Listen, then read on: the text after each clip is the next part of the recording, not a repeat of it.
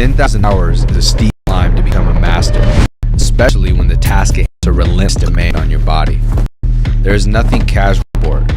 It's all in from you, but the match itself. The key understanding of your weakness is a slow sense of your strength. Being able to complete the climb requires the proper. This is why it's important to get a potent blend of electrolytes that is in tune with your output strength to your goals. This post is only found in salt electrolytes. Targets your depleted electrolytes with a boost of hydration and health. Body, the baseline needs.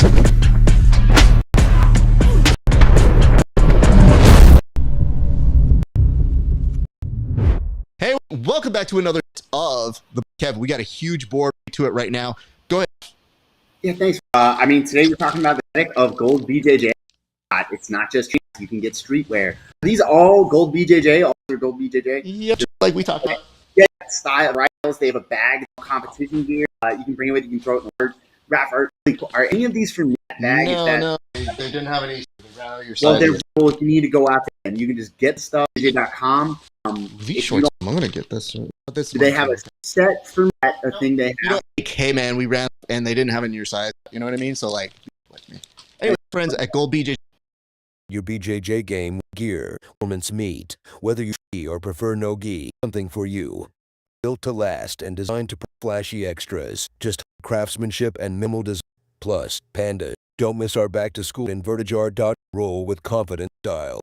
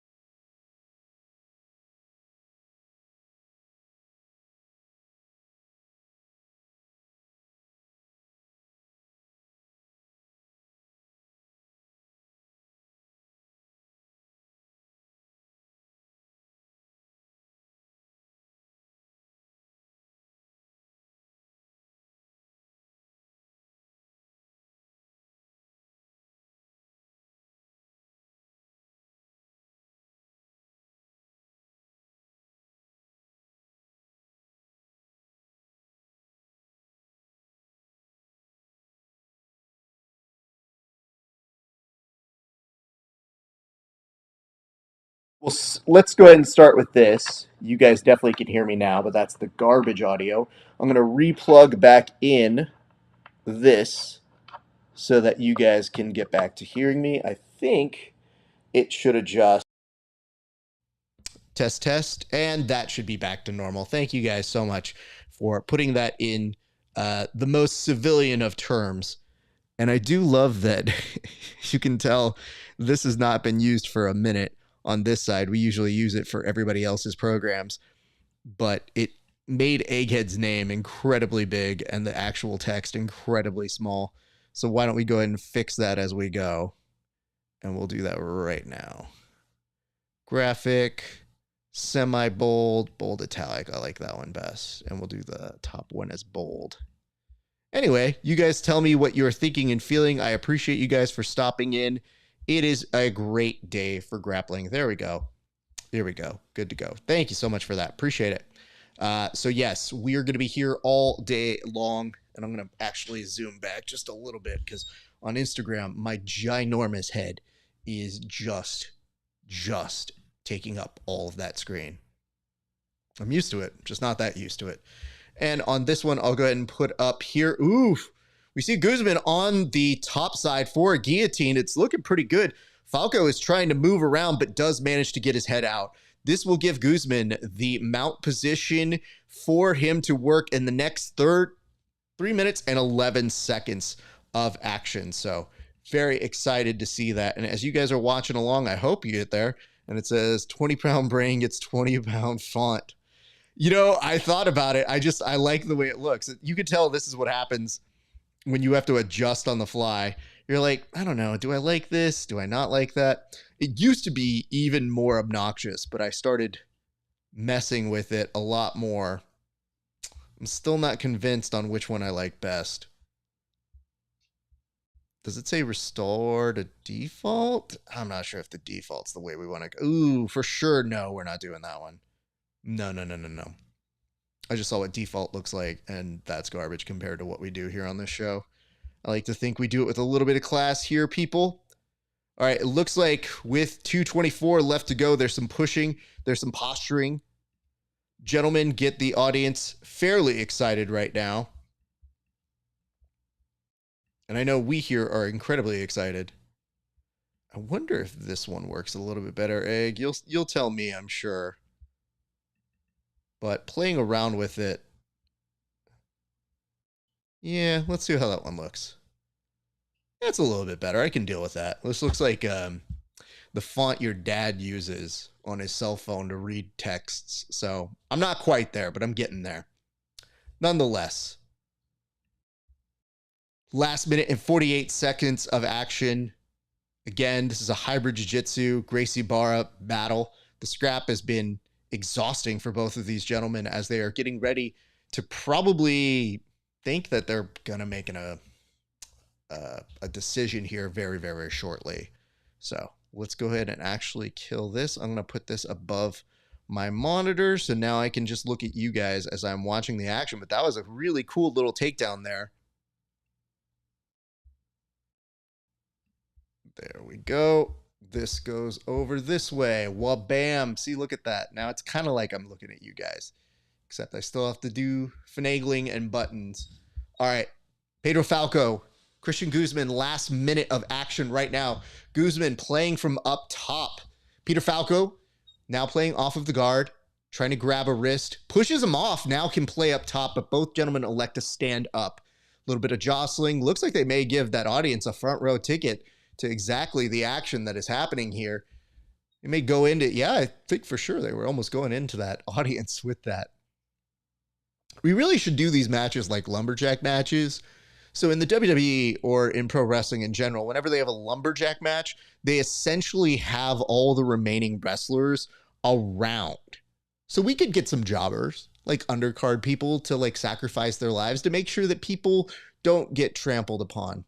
Because at this base, it looks like they are very, very close to eye level. So this is where I start getting a little concerned for, oh, we are in on an armbar here from Falcao, who does not get it. But now Cristian Guzman thinks that he might have a leg lock here, but there may not be enough time with 7 seconds left on the clock. Both gentlemen trying to get submission attempts to get the audience a little bit more excited as this one goes the distance. So congratulations to both these gentlemen, but actually now we go to overtime. So there's 1 minute of overtime. I do not know how I feel about that yet. Let's see it play out and let's go from there. But if you are just joining us, my name is Rafa Sparza. I host a show called The Grappling Hour. Love it. Appreciate you guys for coming to tune in here today. It is going to be a great day for grappling and super there. And it says, thank you for that, Egg. I'm going to come over here very shortly. It just killed off my stream, so apologies on that. There we go. All right. It says Falcao, fresh off his stint as a QB for the Washington Sentinels. You know, I still haven't gotten used to calling them the Washington Sentinels, honestly. Sometimes when I see the Washington Sentinels, it takes me a half minute to think, are the X-Men under attack? Are we good? They really should have went with that as their mascot, actually, now the more I think it out. It does seem better this way. All right, so we go to 1 minute of overtime. And, 4 minutes. Oh, God, I just saw that one as wish fulfillment. Okay, now I'm going the other way. Now I don't want 4 minutes. Before I was like, I think 1 minute's too short for overtime. That feels like something you do at a home tournament. There's a little bit of jostling here. Guzman was looking to do something, couldn't quite get the suplex going. So instead, Falcao now grabbing the wrist, looking for a wrist ride, looking to pass guard. Now we'll backstep. He's stuck in a little bit of half guard, which you can use to potentially still pass, take the back, which I think is the route he was looking for. However, he doesn't quite get it. We'll have to settle for a half guard at this minute. And my thanks to all of you who are watching. Again, Kirby Jared, Ito Win, Flannel and Jits. That's a name. That is certainly a name. Good Lord. Bryce, Subversive, thank you so much for tuning in. Appreciate y'all. It is a great day to see you guys. Always makes me laugh, always makes me entertained. So, and if you guys are new to the broadcast, we are going to be here all night. So Pedro does get 2 points here. And he's kind of stuck in this position, but this is a good position to be in. You get the 2 down. Then at this point, you look to take the back. So even if they tie it back up, you'll look as the aggressor, maybe finding his way to mount. Doesn't quite get there. And he is getting closer to maybe stealing that back. Cristian looks like he might be trying to invert a little bit here to get some distance, but instead, Falcao just on top of him, making sure he will not make that adjustment. Now goes to that quarter back take. Has the grips on the wrists. Looks to get the other hook over, but instead still has to stay in this particular position. So on this particular case, Falcao, if he really went to a body triangle here, I think we're at a wrap. And he is at the inside body triangle, making a nice squeeze here and making sure he doesn't allow Guzman to get out. This might preoccupy him. You know, it's wild. Literally just did some exercising, if you would. Ooh, he's on a rear naked choke. He's a little high at the moment. Falcao has time to work, though. This is a bad place to be. So now he has inched his way up to an 8-0 lead. At this point now, it's just Guzman, does he lose by submission or does he lose by points? Unless he is able to make something significant happen in these last few seconds. But you are seeing the effects of a well-played overtime strategy, which is get him into that body triangle and wait for the clock to expire. Egg, walk me through this. So if I just got a body lock at the upcoming season of the PGF, which will air on YouTube via the Fight Pass YouTube, and then the finals, the last day, will air on Fight Pass, the broadcast network. What happens? Do I get a stalling call if I don't do anything and I keep that body triangle? Because if that's the case, it feels like a warm reminder of how we initiate the action. Of course I did. Yes, I did. Egg, I will be honest with you. It is always highly likely I get the reference. Whether I play with it or not is very difficult. Because the difference is, it's not like a child is making a reference to me. It's you. Even when you did Spaceballs, the flamethrower, I was like, we just got to move on. And you're like, you come on. And I'm like, my brother and Mel Brooks. I would never not get a Spaceballs reference. It's just a matter of sometimes the business, the train's got to move. And that does bug me at times because sometimes I want to play it out a little bit more. And that's the end of that match. But congratulations to both of these boys. And it does look like Falcao is going to pick up the win and seems very excited. So we have a rule here on these fight companions, which is we do toast for those who get finishes within regulation, but we are not doing that for this match because nobody got a submission in regulation. Nonetheless, normally we will. And thank you for the dates. Look at this. The 3rd through the 8th of November.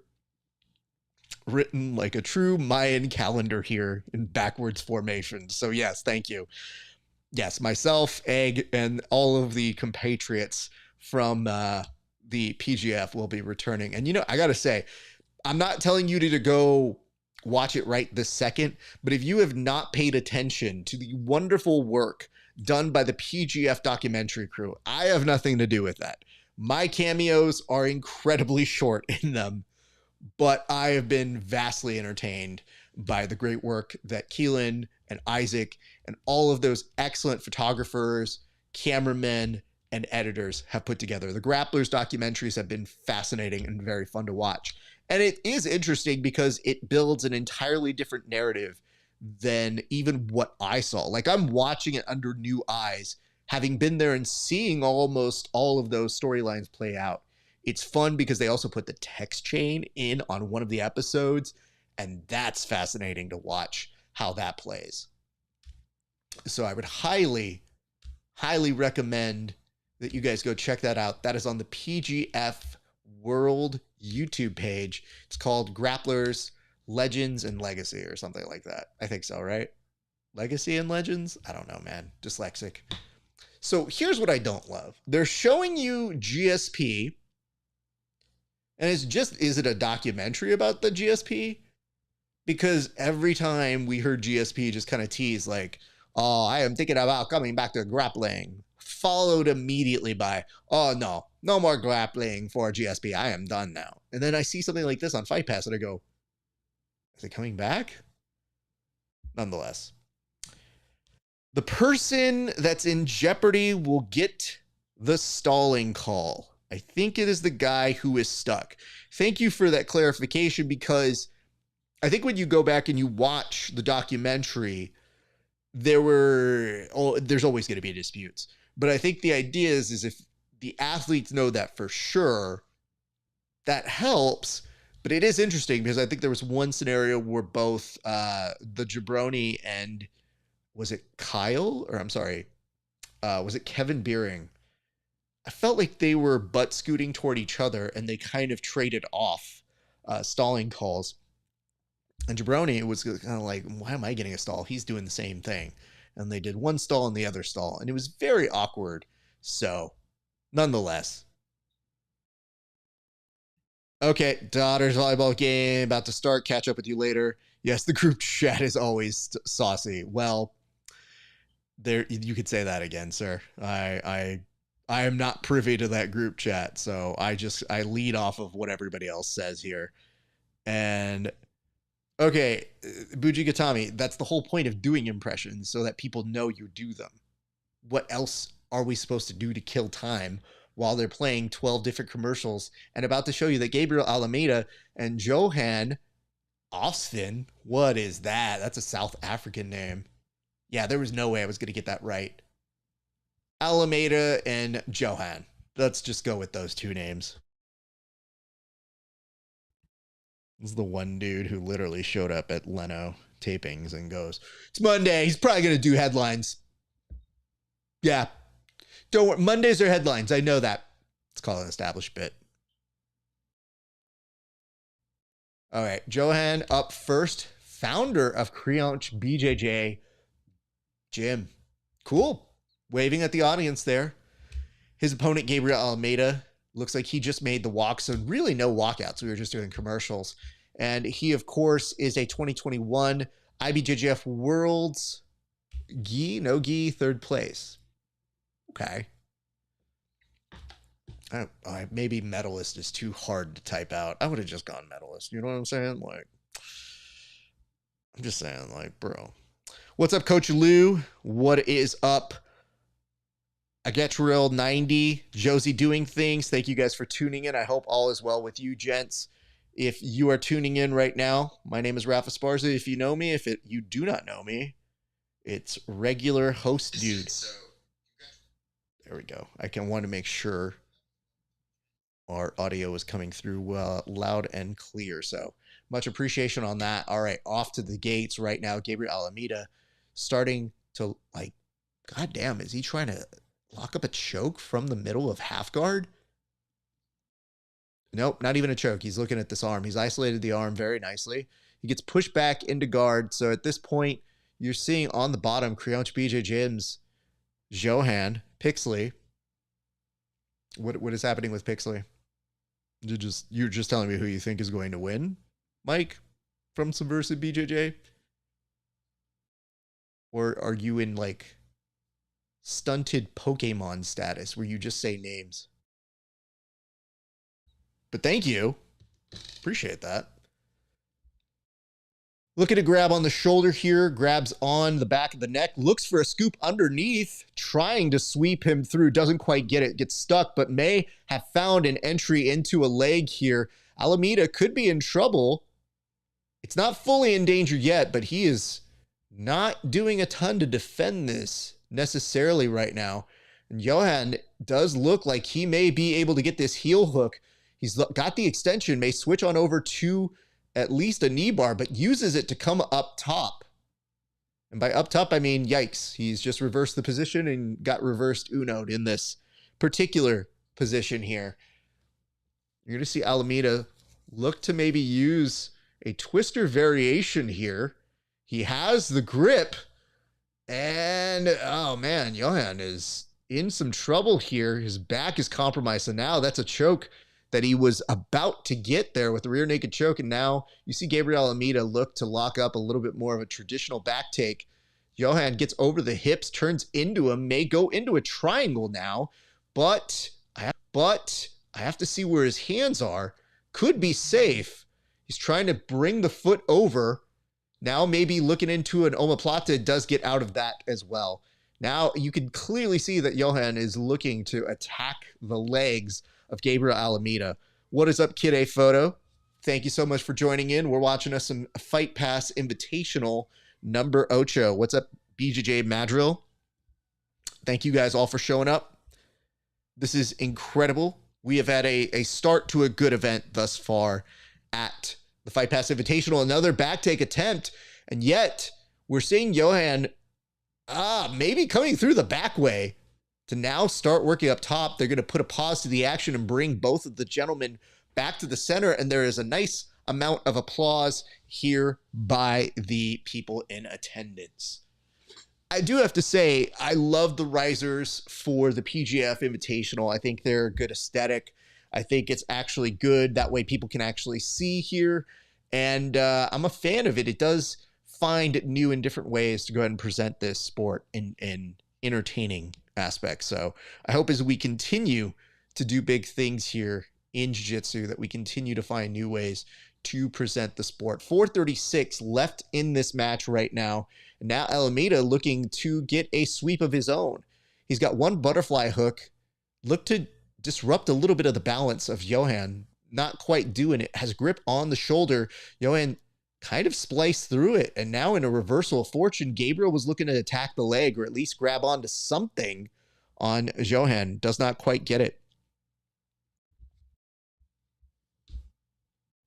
It is interesting now when you have a reversal of the position where Gabriel was looking to play so much more of a top game, now gets stuck and relegated to bottom. And now there's almost a crucifix here. This could be big. There is a triangle. There is a arm attack that you could do for a Kimura. Does not get it. Maybe looking to take the back now. Has Almeida in turtle. Almeida rolls and rolls and rolls and does manage to get out of the side, but now will find himself in the bottom side of half guard. This is the tiring stuff. Like, this is really important whenever you're looking to regard. You always want to look for your way to get your frames back into plan. However, easier said than done here, folks. It is not always for the faint of heart when somebody has a really good back take, especially if they had one hook in, which, if memory serves me right, I feel like Johan was actually doing at that particular time. So, just wanted to say thank you for everybody tuning in. If you are watching, I just want to let you guys know you are free to do any kind of comments or any kind of notes or feelings that you are feeling. But, oh my God. Wow. I just saw the still shot. It picked the still shot. I put this on the Patreon for people who follow me on there. And I want to give you a second to see what it thinks of me. So here I can overlay some of these still shots or screen caps that I do get throughout the day. So if you guys do find anything funny, feel free to go ahead and send it my way. But just so you get a sense of the obnoxious, that's what I thought I looked like. And I feel like those of you on Instagram, you might not be able to see this, but I'll put this dead center. So that's what Patreon thought would entice people to come see this broadcast. So yeah, we're gonna kill that one with fire. Never show that one again. The best part is seeing it on the delay of the broadcast, where I can see it on the Instagram happening about 15 seconds after the fact. Nonetheless, it is what it is. All right, 2 minutes, 9 seconds left to go. On bottom, once again, Johan looking potentially to attack those legs. Gabriel not giving him much time to do anything. There's an inversion. There might be there. And I love the fact that Gabriel was posting on that leg to make sure he would not get swept all the way over and then put into a leg attack. Instead, he is able to maintain the top position. He actually feeds the leg underneath and then takes it out very quickly. So well played by both of these gents. I am getting the sneaking suspicion that we are not going to see a submission here. So I'm not really going to get to do a toast, but I will tell you today I am drinking a wonderful, delicious Stone. So that is going to be the drink of choice. Wanted to keep it, not super light, but entertaining enough that I would be... Hold on, sorry. Trying to figure out what's happening with the leg spaghetti here. For a split second, I thought that you were going to see Gabriel go for a splicer there.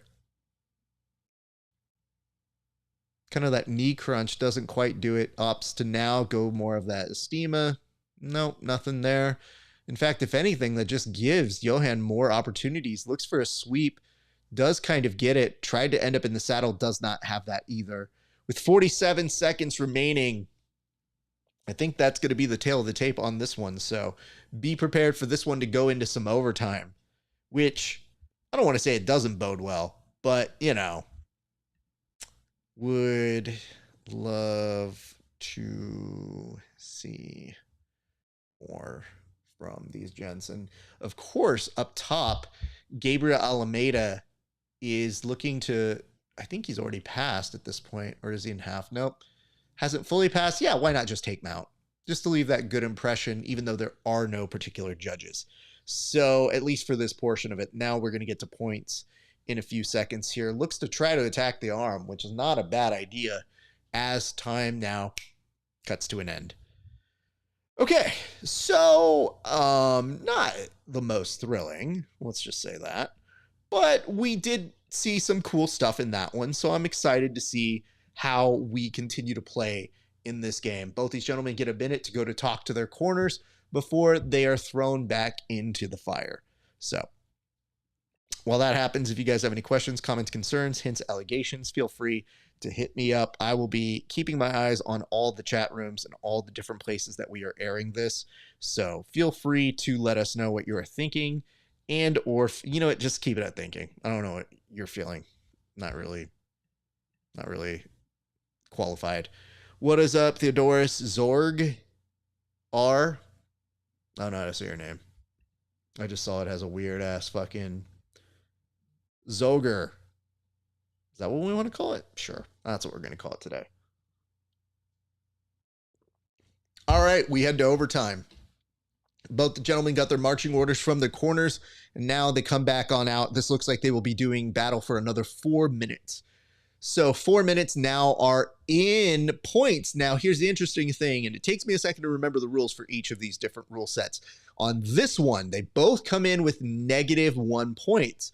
So I wonder if you had a negative, if that makes any difference in the sub-only portion. So if they not tied and one of them had a negative, would the other one have won?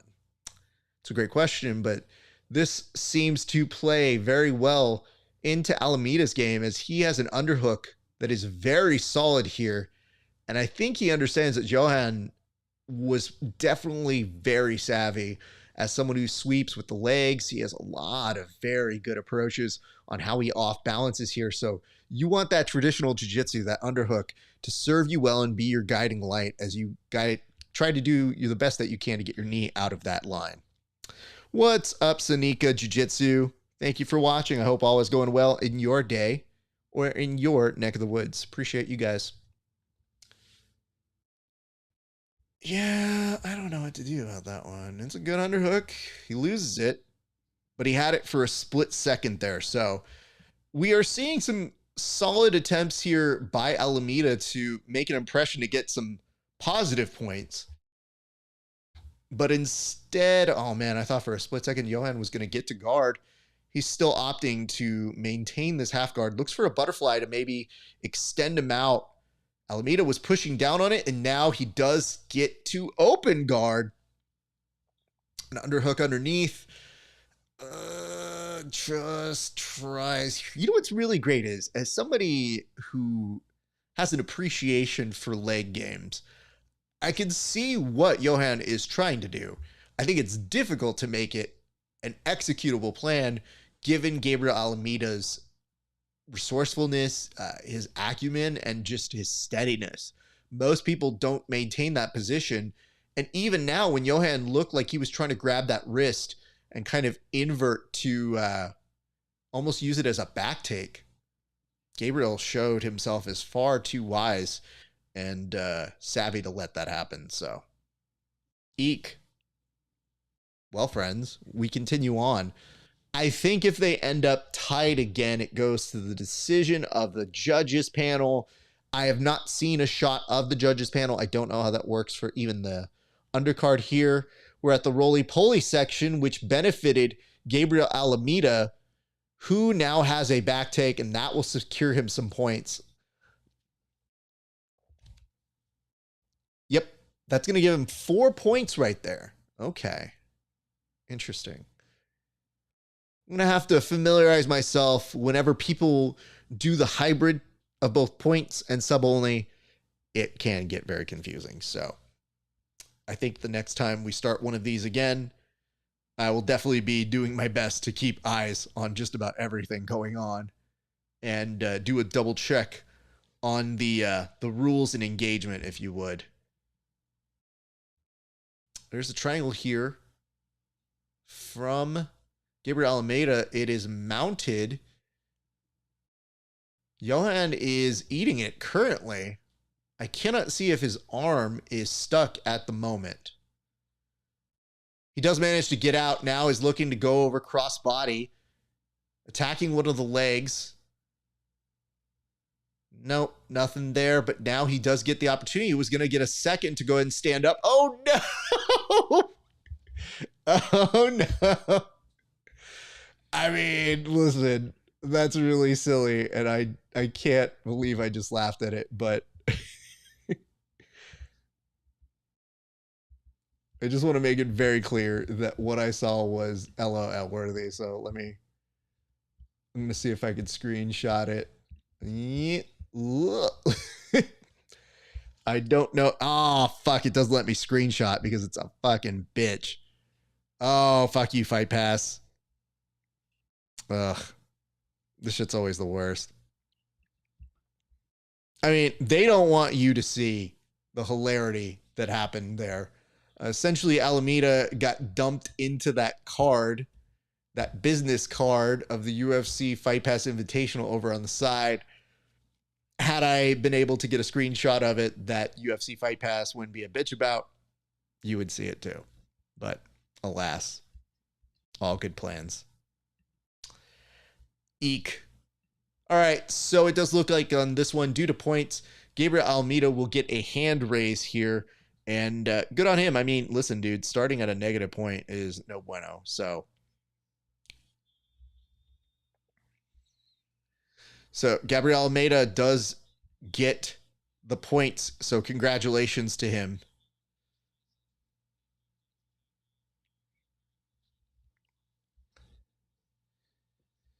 So it looks like they are not going to do an interview. They'll be going to their next match. That was the prelim, so that was airing on YouTube. Right now, they are now heading to their main broadcast, which is on Fight Pass Invitational. Nothing changes here for us, but they are telling people if you want to watch, you got to go to the UFC Fight Pass, which may mean we may not actually resume business for another 15 minutes. If that's the case, we need to figure some things out here, people, because the boss here does not want to do. Oh God, I don't want to see fucking Fight Pass. You know, I'm going to talk to you guys. We're doing Bitch Slap Invitational right now, commercials for the UFC. So I will tell you this right now. This is the most I have ever had to consume of anything UFC bitch slap. That is the most I've ever watched. And still have to say, don't think I'll be a regular viewer. What is up, Frankie Legionnaire? Good to see you. Hope all is well with everybody. Cassia, Moura, and Cindy Ung is coming up next. Cannot tell if that means we are going direct. Yep, we're going directly to it. And this is great because Cindy being coached by one of the greatest, one of our pals, Big J Regal Budo. Just a sweetheart of a human being and perhaps one of the most knowledgeable referees, judges, and commentators out in the game. So we have such a great appreciation for one another. He's just a fantastic coach, and I love seeing him. I saw him put on his Instagram a little bit earlier that he was going to be taking a plane. Like, he took that plane this morning to get there this morning. So that man spared no time to make sure he would be there to coach Cindy as she gets an excellent spot on this broadcast. So, as a reminder, if you guys have questions, comments, concerns, hints, allegations, hit me in the comment section. We will be doing this all night long. This is going to be, it's not a sprint. It's a marathon, my friends. All right, walking out next, Cassia Moura. She has a very business look on her face. She's making her walk out to the Apex mats. Very quick bow. Referee coming to check. No foreign substances. We're good. No foreign objects. We're good. And it looks like we are about to do the official names so that we can get to business on that. If you guys are watching along, tell me in your chat wherever you are watching. Let me know on there. What's up, Luis Carlos Braun? LeBron. Oh, so you're a LeBron too. Damn, bro. Did you happen as a LeBron before the LeBron that we all know? Because it seems like it's the last name for you. That may have been in existence before LeBron was in existence. I'm just saying. Some people love people. I know people who would change their names to Bryant in honor of Kobe. In a heartbeat. Literally like that. No problems asked. Literally would do it. So it's not that uncommon. I mean, listen, dude, I would change my last name to Otani if he can bring us a championship. Not that I would, but I would say that I would and heavily consider it.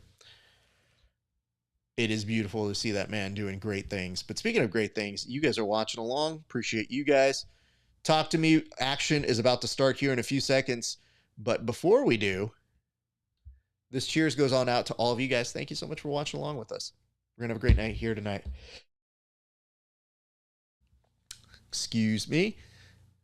That's why we have the nice little cough button here, and I can see myself sneezing right after the fact on this Insta replay. Good. All right. Action starts right now. Pull to guard for Cassia. Cindy looking to a pass here. Cassia not really taking too much for granted. She, I think, is staying very steady, has an underhook, and now is looking to knee cut pass, has the other arm supporting to push down that knee. I think that's actually a really smart move. but doesn't get too much further. Cindy's guard keeps her intact, and now you're going to see Cindy maybe look to disrupt her and maybe come up. But instead, I think she's very comfortable. Butt scoots very, very quickly forward, maybe looking to take out one of the legs. This is one of those fast-paced action ones where it does not seem like maybe a ton is happening, but it is a back and forth with a lot of incredibly small movements between these ladies.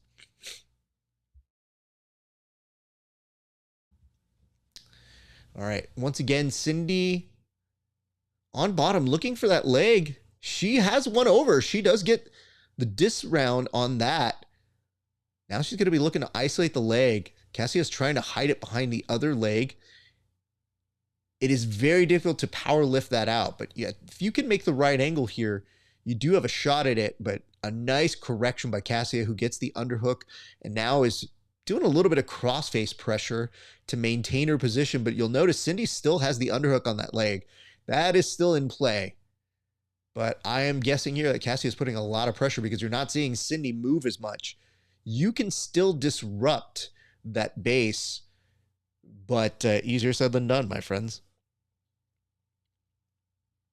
That underhook is deeper, and now you're seeing Cassia trying to course correct that knee line.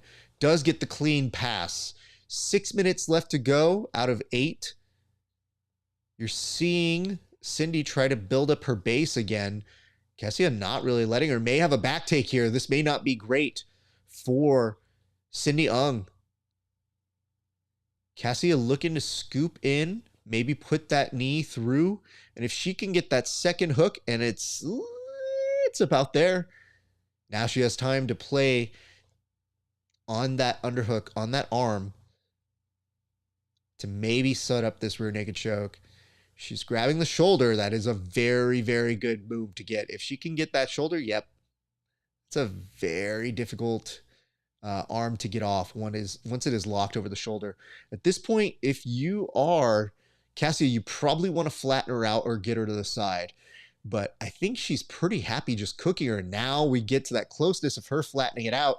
Cindy moving for her life, knowing that she's in trouble, but maybe in deeper waters here. Cassia has a hook underneath the chin. The arm is underneath the chin, but Cindy is making excellent adjustments. And you're seeing that Cassia doesn't quite have a traditional lockup here for the neck. At this point, 4:39 is a lot of time for ride time when somebody is on your back. You do not want to be in this position for a prolonged period of time.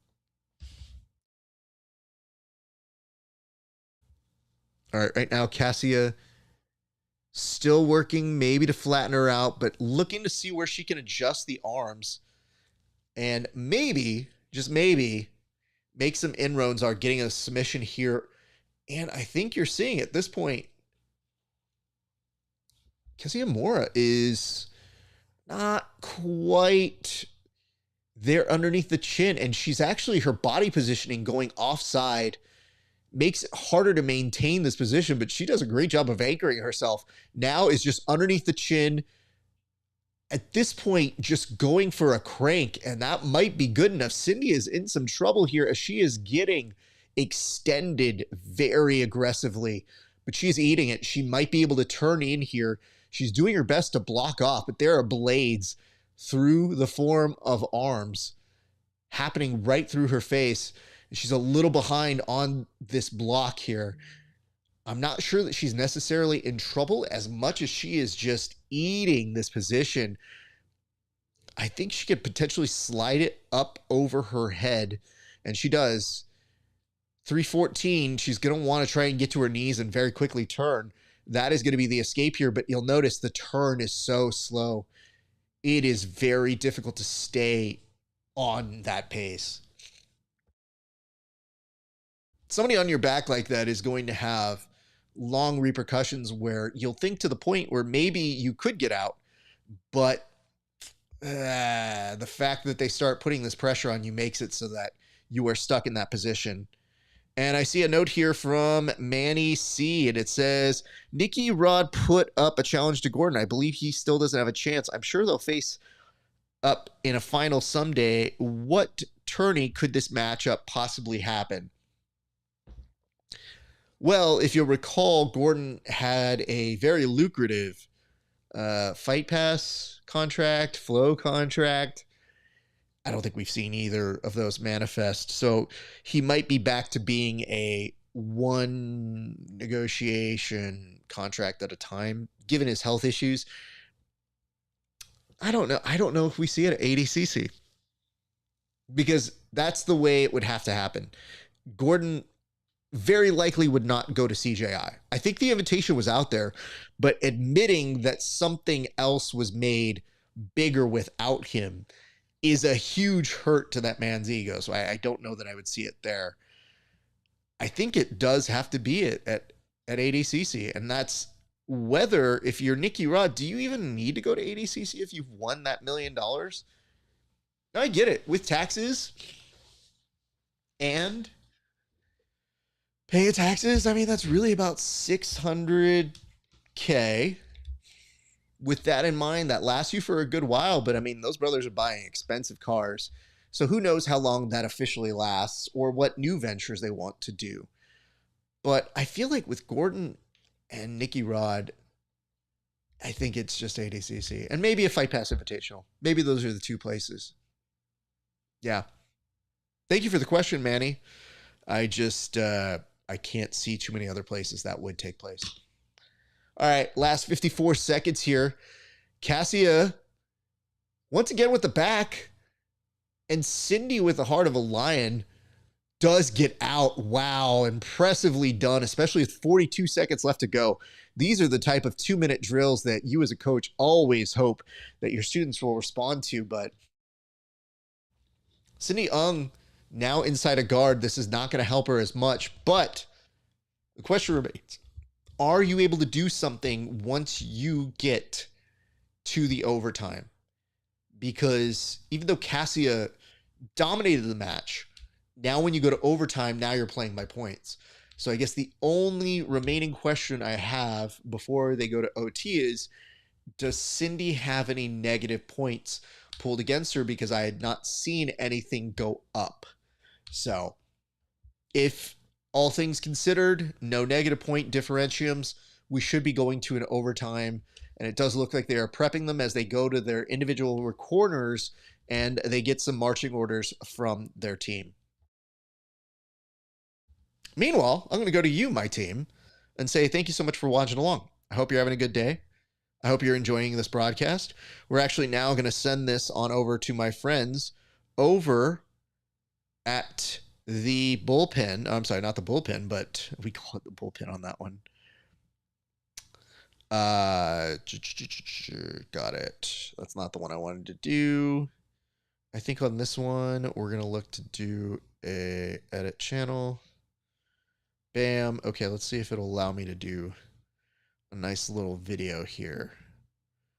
I'm currently muted. Okay, great. Virtual cam, turn on camera. And on this one, I'm going to go ahead and unmute myself. And on that, turn over. I hope you guys are hearing me just fine. We are in the process of doing a broadcast for the Fight Pass Invitational. I hope you guys are having a great day. Check the microphone. It is Rodecaster Pro. Yeah, that's what's up. We did it right.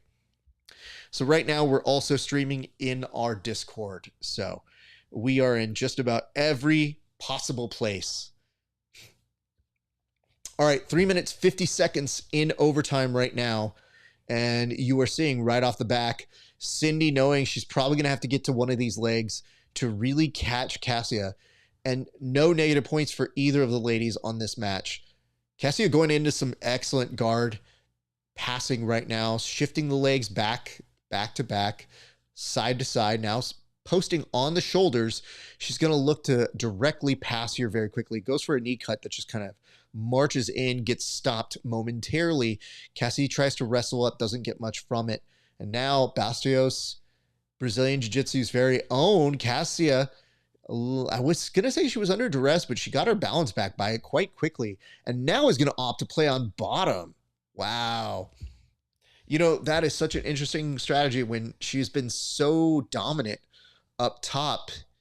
And for Cindy, she's going to try and wrestle her up. I think it's trying to throw her off. I think she knows she can out wrestle her. I think it was just to maybe catch her off guard. And if that was the case, it did definitely work here.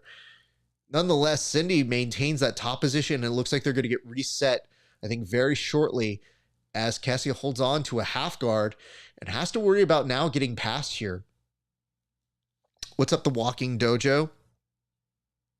Thank you for joining in. I hope all is well.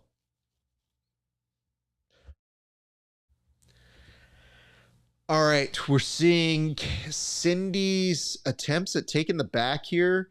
Nope, just kidding. It's Cassia. She's the one looking to take the back, but we saw Cindy trying to pass and then just get momentarily stuck there. The balance and Illuminati grappling. Cindy Ung in some danger here, now losing 6-0 on the point differentium. Cassia once again looking to try and get underneath that neck. Just aggressively putting in that arm underneath. And it's like she can get to the shoulder, but she just can't finish her. It is a very difficult person to finish. Cindy has proven incredibly durable throughout this entire match. And you know what's interesting? Cassia isn't even going to the body triangles. She feels so confident in her ability to maintain this. She's just basically keeping the hooks in, slightly crossed, if anything.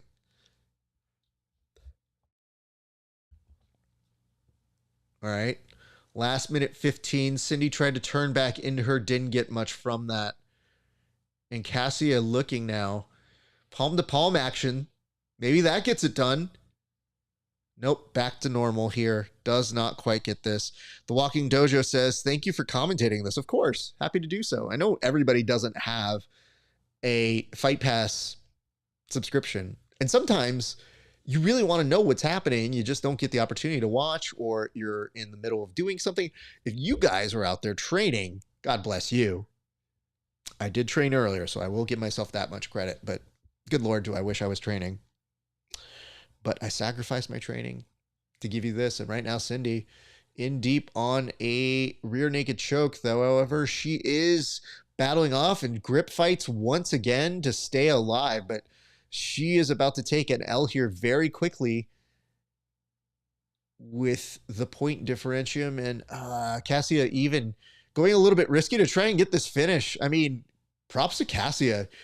Cassia knows that at any given point, she would have won this if this was a points match, but kind of being stuck in this world of not being able to submit your opponent, but just dominating in the regulation and dominating during the OT, you know, it's not quite the win you want to go back to your gym with, but it is a win.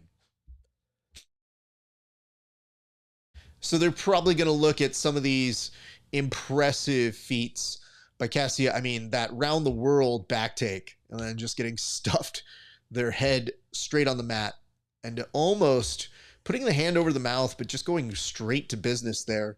You have to give a lot of props to Cassia just for hunting, submission hunting throughout that 8 minutes and the 4 minutes after an OT. And it looks like they'll go ahead and do a hand raise here. And just going to say this. No submission finish. Normally we do a cheers or a toast for those who get finishes within regulation. I just wanted a beer. I just wanted... This one's just for me. All right. Well, you guys can tell me what else you are seeing and or feeling. We are very much in the thick of this. They just showed Aljo is in attendance there. And just chilling. So good for him. You know, children, in its original conception, the UFC Fight Pass Invitational was supposed to be something that would feature a lot more UFC athletes. And then I think they might have got soured on that because I think Cub Swanson actually got injured. And I think they were like, you know what, let's just bring some of these jiu-jitsu nerds because I think we can do it at a fraction of the cost. And Godspeed to them. They're able to do that. So kudos. But for those of you who are wondering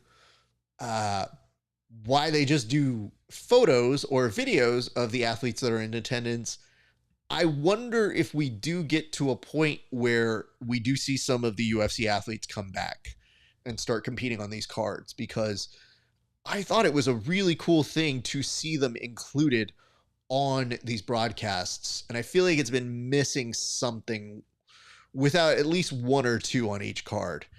Now, you can make the argument that, yes, Canuto, Mrs. Canuto, if you would, Raquel actually fights, and I believe she is a Bellator fighter.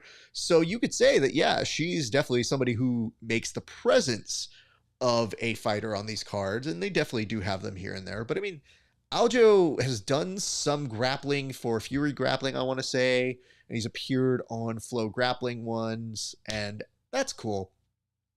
I just feel like this should be what we see. You know, you see these things line up and you just think like, it should be a slam dunk here, people, right? So I guess in the comment section, what's up, Jesse?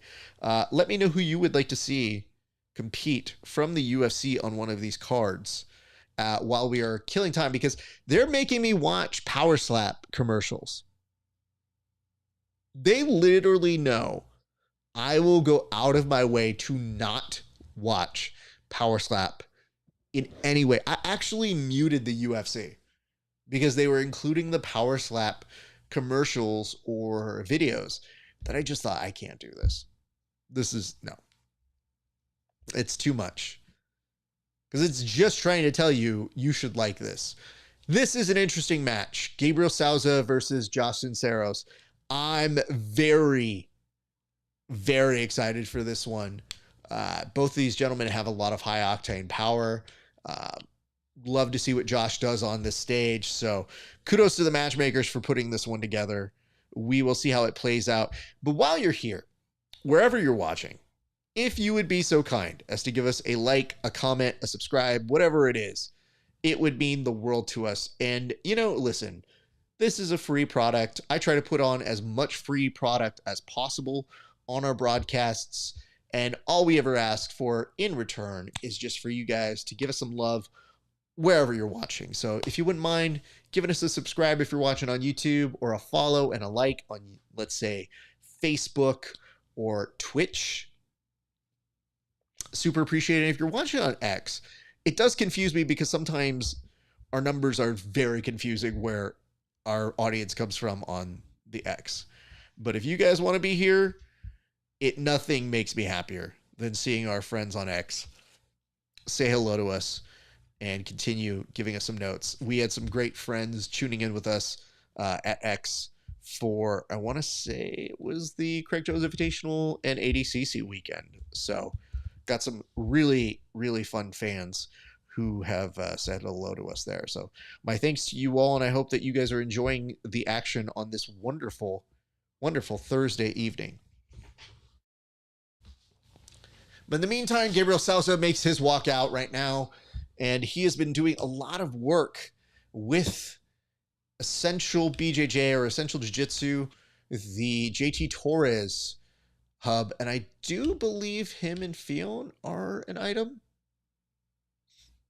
I always say that with a question mark because things change, and I don't follow people enough to know it for sure, so I might be speaking out of turn, and if I am, please let me know. But Fion and him, should they be together, it does mean that they are quite the power couple in jiu-jitsu. And it says, Flannel and Jits, you guys are the best. I loved your numbers breakdown of the CJ. Thank you so much, man. Listen, a lot of credit has to go to Craig Jones for that one, because most people won't reveal their numbers. But Craig actually talks the walk, and he said, here, take them, and freely handed them over to me. And I cannot tell you what a difference that makes in terms of how we're able to continue building this sport. It may not seem like it yet, but I feel like incredible things are coming. I think it is really just a matter of time. And I feel like I really want to see the 18 to 34 demographics for our sport, because I do think they are quite competitive with a number of what we consider the big sports. Like, I feel we could very well be tracking at soccer levels, which gets major deals. I feel like we are competitive with some of the big four. We're just not quite UFC numbers, but I think in given time, I feel like it's the time to push in. So Flannel Jits, my appreciation for watching those very fun portions of the broadcast to put together. And that was for our show, The Bullpen, which airs on Fridays. Tomorrow, I believe we'll be going at 2 p.m. Pacific time. Now back to the action. We do see here Essential Jiu-Jitsu's Gabriel Souza going in incredibly aggressive. Josh Cisneros gets pulled down for a split second, shoots in. Now you're going to see some high-paced action. You get two people who are game to really amp it up. And I mean, just from the first 20 seconds of action, just look at the aggressiveness of which Gabriel Souza pulls down on that head.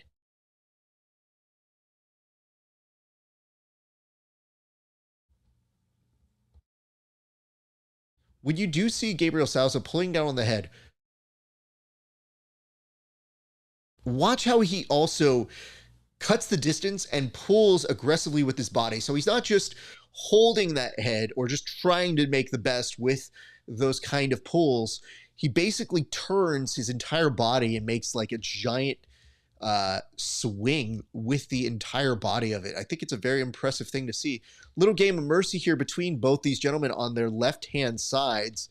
But Gabriel Souza, I mean, he's an aggressive grappler. And Cisneros is somebody who always has our attention. He's definitely a young prodigy. He's definitely very good at the sport. And I feel like these two are very nicely matched at their juncture in the career. And a snatch single was essentially brought out here by Gabriel Souza, who let it go away and tried for a trip, doesn't quite get it, and goes right back to business on those collar ties, just dragging down. And if you guys aren't experienced at having somebody collar tie on your head, that shit gets real exhausting real quick. Gabriel Souza now teasing like he's going to go low, changes levels, and he doesn't do it. So now it's just such a great pace that he puts on to tease that he's going to do that level change so that when he does do it, it actually does catch you by surprise. Almost another satch single there, but this time an underhook. So that might be enough. He goes for an aggressive pull of guard, looked for an arm, now looked for a leg, and now for a split second, Josh Cisneros looked like he about had a grip, a front headlock on Gabriel Souza, who just spun out of it. That's an impressive amount of movement here by these children. Movements I could not replicate if I tried. I think I have like one of these movements, not more than that. What's up, Master Jiu-Jitsu, Master Life? Longtime friend saying hello here. And you know what's weird? Whew. It's a slight mat throw here by Gabriel Souza, just in that little eye of that storm that they were putting together. That was an incredible little exchange between the two, and that will get him the takedown here as they reset back to the center of the mats. 5:19 left to go in this match. Master Jiu-Jitsu, Master Life, when are you coming to roll, dude? You got to make your way on out to LA one of these days. Come do a tournament out here so that we can get some training in at some point, sir. All right, we return back to this little push on the body. Now you're seeing Gabriel Souza stand right back up and already starting to get some feints in to see if he can trick out Josh. Josh not necessarily biting on any of this.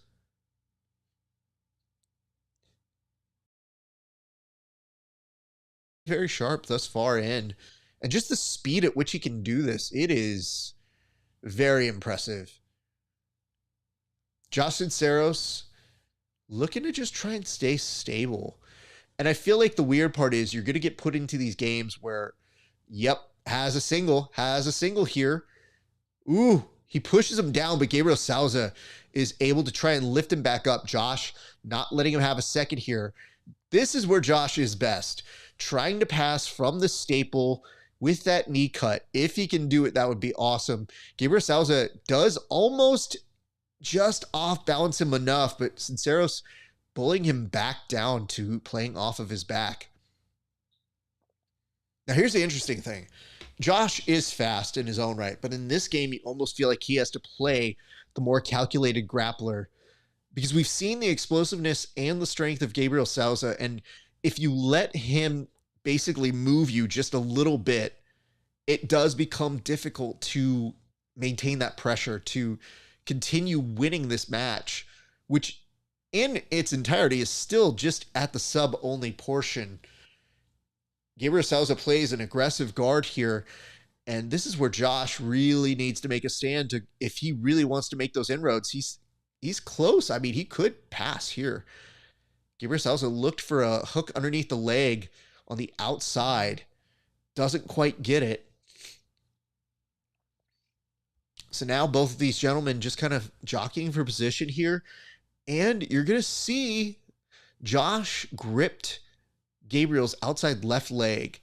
Now looks for an estima. And I think the thing about like throwing up submissions like that is you may not get the submission, but you're just trying to get that reaction out of them. Like I think for Gabriel, I think you're just trying to either get the reaction out of it or just continue to place damage on an opponent so that maybe they have one less explosive weapon at their disposal. And for a split second here, you thought Gabriel Souza might be able to go to X guard, but Josh keeping incredibly balanced, and he does wrestle up. Gabriel Souza looked like he had a single leg. Now Souza does get the takedown. They're going to reset them back to the middle of the mats. 2:37 left to go. He gives a nice little thumbs up to his outside coach, and we continue the action. Thank you guys for tuning in. Again, Rafa Esparza here of the Grappling Hour. I hope you're enjoying this broadcast. This has been incredibly fast-paced, and there is a lot to talk about. 2:32 still on this clock, though. What is up, Overgripped? Thank you for watching. I hope you're having a great day.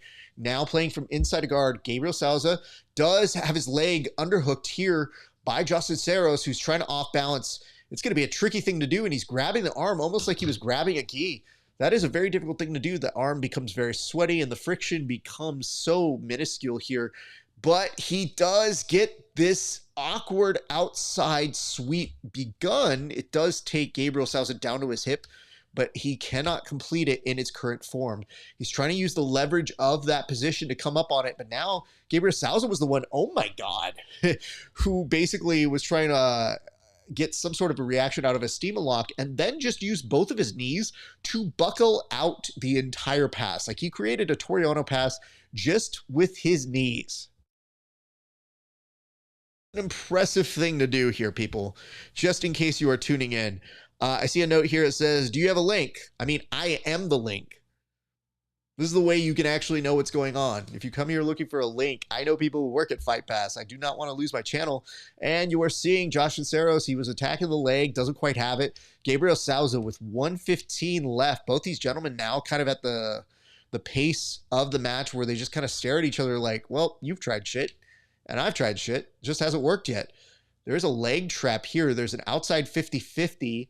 Josh is trying to see if he can make something work. If he can pass that over to the other side, he has the ability to maybe get a footlock here, maybe a heel hook. He does get Gabriel on his hip. Gabriel's trying to hide his legs with the triangle here, but this is a 50-50 position. Now Gabriel Souza looking to attack that own leg of Josh Cisneros, but it is stuck in this position. Now off of this, you're going to see Gabriel Souza look to see what kind of leg game he has, which I know is not that bad, but now they're just stuck in a position, lots of rolling. They're basically saying hello to the audience. Cisneros was in on a very solid heel hook here. He might not be done. Gabriel Souza is in somewhat of trouble, but gets his knee line out. And that is going to be the last 13 seconds of action here. So both these guys might just try to shoot something off in the hopes they're able to get something. But Gabriel Souza gets the position and says, no, why don't we screw this? It's submission over position. I mean, for 8 minutes of action, for that to be a draw, that was very impressive. So these boys deserve all of the credit and adulation you can give to them. What is up, Insta Ian? Thank you so much for joining along. My name is Rafa Esparza. Hope you're having a great day. All right. They seem to be going back and forth, but yeah, that guard pull and that, I mean, just it's what it is when he does a guard pull. He's chained together 3 or 4 different attacks that happen so fast. We have a lot of people who can chain attacks together, but it is very rare that you're able to do 4 or 5 all at one sequence. And I think that's what you're seeing out of Gabriel Souza. All right. I think we're about to go to some overtime here right now. I mean, I'll do this. These boys have not gotten a submission. And we normally have a rule that says you only get a cheers or a toast if you get a submission within regulation. But on this one, I'm just going to toast both these gents because that was a very high impact 8 minutes. So cheers to both Gabriel and Josh. All right. 3:53 on the clock for overtime. There's 4 minutes of overtime here. We're back to collar ties and the aggressive shucking here. The referee pulls them back to the middle of the mats, and now we're going to have them go back to work. If I'm guessing, even though you see this game in Mercy, you're going to see Gabriel look for an arm drag or to aggressively go back to those collar ties. And the way that he moves the head down is so incredible. Josh looked like he was going to start a takedown, but kind of bails on it midway through as he hits a blockade known as Gabriel Souza. Referee didn't move them a ton, but just said, you know what, for future use, why don't we put you back to as center of the mats as possible? Ooh, almost like a little bit of a sacrifice there by Josh Cisneros. Doesn't quite get it. Look for a sweep as he was maybe going to give up that position. Does not get it. Now you're seeing Gabriel Souza looking to pass the guard. He's looking. He's got an outside shot to doing it. Cisneros looks to block as best he can and will get himself to a guard if he plays it well, but Gabriel not letting him have a moment to breathe. That is going to secure Gabriel Souza 2 points right now. So that will put him up slightly ahead on this particular overtime juncture. Now, this is the points portion, so this is crucial in this particular match. Gabriel playing to pass this half guard and attacking a little bit of the, I mean, now you're seeing Josh look for that wrist control, and yep, for a split second, Gabriel thought he was going to go side to side to get the pass. Almost had it here, but Josh beautifully reguards very nicely.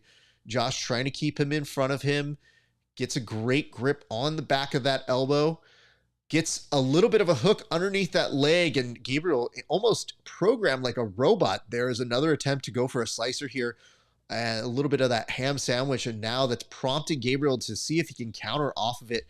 Doesn't have much to go for here. I think Josh is being very calculated about how he chambers this leg and maybe uses it to come up, because that is the point. Looking now for the back. Gabriel rolls through. His neck is exposed, but he is very quickly shrimping out of it now. Josh getting to a front standing headlock. Both of these gentlemen are back up on their feet. Josh dives down, dragging Gabriel back with him, but Gabriel tripoding up. So he does have that posture. Josh keeping his head to the back of that lower waist of Gabriel Souza. 1 minute 16 left to go. He's looking again. There's an armbar. There is an armbar attempt here, but he does not quite get it. Both these gentlemen are going to scramble back up. They bring him back to the center of the mat, and the audience is rightfully clapping for that one. Here's the unfortunate part for Josh. No points awarded on that submission attempt or anything that he did in that sequence. So he is still down by 2 points against Gabriel Souza with just 50 seconds left to go. So this is where you start seeing these gentlemen start to get maybe a little bit more comfortable in being ahead, or if you're Josh, playing from behind and trying to cut that difference if you can. All right, we continue on. I think you're seeing Shaolin make some gestures on over to the staff. Another sacrifice-esque throw. Does not get it. Looked if he could maybe darce him off of this. 24 seconds. They pause the clock. They are about to go back to action, and they do. There's a little bit of a collar grip here.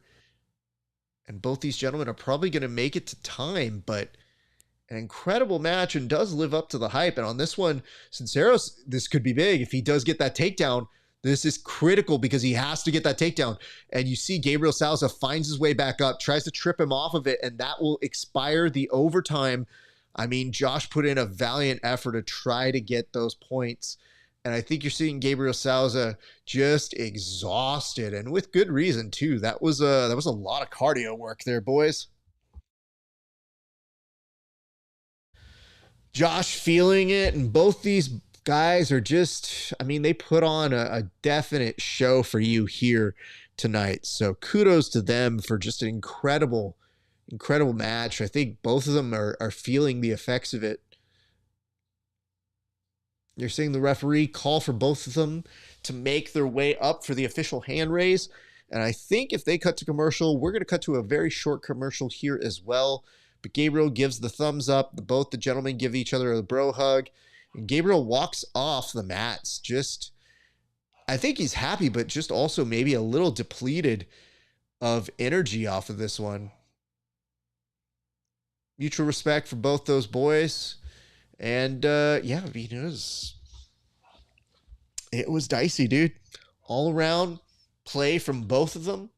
We'll see what the future holds in store for either of these guys, but I don't think anybody would be hard pressed to say they wouldn't see that one again. So just in case you guys were wondering, solid beginning to our day already with just these 3 or 4 matches that we've seen fly by on our scheduled programming here. But I appreciate you guys for watching along. All right, it looks like they showed the end of that match, and that was an interesting kind of false duck out. And yes, it does look like they're going to cut to a very quick commercial. So we're going to throw up some commercials ourselves, and we'll be right back. So don't go anywhere. You're watching the Grappling Hour. 10,000 hours is a steep mountain to climb to become a master, especially when the task at hand puts a relentless demand on your body. There is nothing casual about this sport. It's all in, all effort, all focus. It takes a lot from you, but the reward is unmatched. Mastery of oneself, an acute understanding of your weaknesses with an explosive sense of your strengths.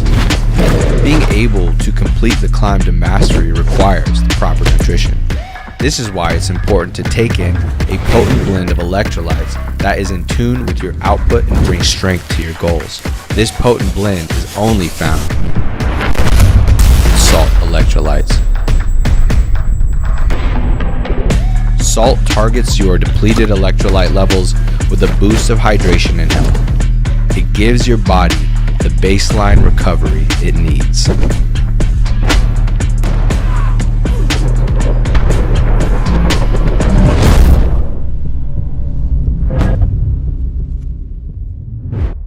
Hey, what's up, everybody? Welcome back to another installment of The Bullpen. Kev, we got a huge board. Why don't we get straight to it right now?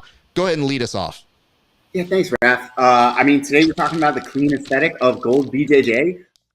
Their phenomenal streetwear they've got. It's not just training gear, guys. You can get streetwear. Raph, are these all Gold BJJ? All of these cards are Gold BJJ? Yep, just read the script like we talked about. Yeah, you're right. They've got a variety of styles. They have a bag. It's phenomenal competition gear. You can bring it with you. You can throw it in the wash. Raph, these are really cool. Are any of these for me? Like that bag? No. They didn't have any stuff for you. They ran out of your Well, they're sizes. really affordable if you need to go out there and get them. You can just get the stuff, goldbjj.com. These shorts are awesome. I'm going to get this. Wait. Oh, this Do they have a second set for me? Is that a thing they have? You know, they were like, hey, man, we ran out of stuff, and they didn't have it in your size because like fat. You know what I mean? So, like, these are all for like me. Anyway, go visit our friends at goldbjj.com. JJ game with inverted gear, where pandas and performance meet. Whether you train in a gi or prefer no gi, we have something for you. Our gear is built to last and designed to perform no flashy extras, just high-quality craftsmanship and minimal design. Plus, pandas. Don't miss our back-to-school sale going on now. Visit www.invertigeart.com and roll with confidence panda style. And we are back. Thank you guys so much for taking a nice little siesta with me. I needed to go handle some things. We're going to take some commercial breaks now because we're a professional broadcast. That's what we do here on this show. All right. Mrs. Canuto herself, Raquel, is out here, and Gabby McComb is out there as her opponent. This will be a very interesting match. You got Atos and whatnot. I love this. Salt electrolytes helps you roll with the same intensity as the volume of the salt electrolytes add. So here's what I love about this. When you do quality control, which means you get sent an ad. Sometimes they send the ads very loud, but then the next ad is very soft. It's an imperfect game. You have a volume. You can turn it up and down. Good Lord. I appreciate when people have first world problems. Like, this ad's too loud. Turn it. That's why you have a remote. Turn it down. You can literally turn the volume down, but don't turn me down. I like to think we come in at a good level here on the show. I try not to be too loud, too crazy, but yes, we're now about to get everything off to the races. I think I need one of those UFC referee, UFC Fight Pass t-shirts. I think that'll be good for the collection. Canuto, McComb, happening right now. 8 minutes of action for you. You know, one of the things that Raquel was saying in the past is that I think the last time her and Canuto were both on the Fight Pass card, it was the first time they were both on a card together. And I think they liked it, that they wanted to make it happen again. Clearly that was the case. And of course, her husband has a huge, huge rematch, a rubber match, if you would, against PJ Barch a little bit later this evening, I guess I should say.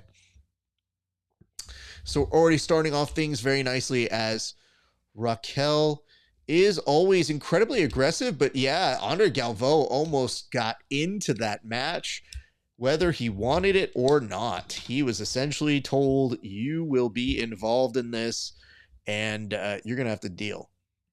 But he was able to be spared, so Andre Galvão lives to fight another day. As a reminder, if you guys like this show, give us a like and a subscribe in the comment section. You know that does help us a lot, and we love you for doing as such for us right now. All right, Canuto, essentially right now, getting adjusted. Gabby's been one of those people who is a prominent grappler. She is incredible at what she does. She always gives you an excellent show. So this is a very great, oh no. Gabby essentially takes her down, and I think Raquel's putting on a good face, but I was nervous that she was going to go straight into that first level stare. Good Lord. And I mean, the difficult part about that is the takedown isn't complete. So at what point does the referee have to kind of insert himself to either stop the action or save the grappler? That's very tricky. I wouldn't know exactly how to call that one, but I think our overall concern is that nobody actually gets hurt on these things, despite being in a sport where people get hurt all the time. So it's not always the funnest. I thought that was the case. I love this so much, by the way. I only listened to a few minutes of this, and I'll come back to this a little bit later, but I'll preview it now. Something happened online that just caught my fancy that I think I'll laugh at with you guys in a few seconds. But for right now, Raquel, Canuto, and Gabby McComb kind of in this battle for underhooks, it would seem. Collar ties, aggressive shot down there. Gabby don't play, man. Raquel Canuto is very, very scary. She is incredible MMA. She's very solid jiu-jitsu and just looks like a tough person to face, because she probably has one of the best poker faces in all of jiu-jitsu, is that she just holds it so that she probably looks like she's mad at you. And I think it actually comes in handy for a sport like this, where you're like, are you mad at me? Are we friends? So it may not mean much, but in the 2 seconds you have when you pop up from a failed attempt at getting a single here, you probably don't think much of it. That almost looked like a knee to the gut there from Raquel, by the way. I'm just saying, that's how you know some of these fighters, when they are trying to break the grips, they look so aggressive that it's just a little bit of a break almost seems like it is ridiculous. Oh my God. I see this right here. Ref won the end.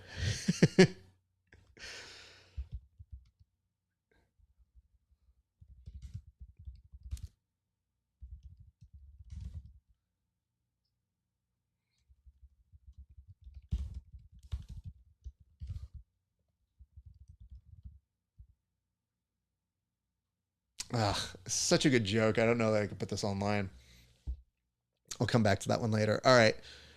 Both the ladies put in some work. Raquel was playing from guard right here. They reset them to the middle of the mats, and they have 4 minutes and 6 seconds to work from here. I'm intrigued to see how Raquel plays with her guard and already making moves. I mean, listen, if they have another Medusa, Raquel has to be involved in that, right? Like, I think we're all in agreement. And Gabby is one of those individuals who I don't think she's ever cared who you've paired her up against. But she has always been very, very fun to watch in these situations. So we are in the midst of seeing these ladies go to battle. There is 3:38 left to go. Endless appreciation to all of you for tuning in. I hope that you're having a great day.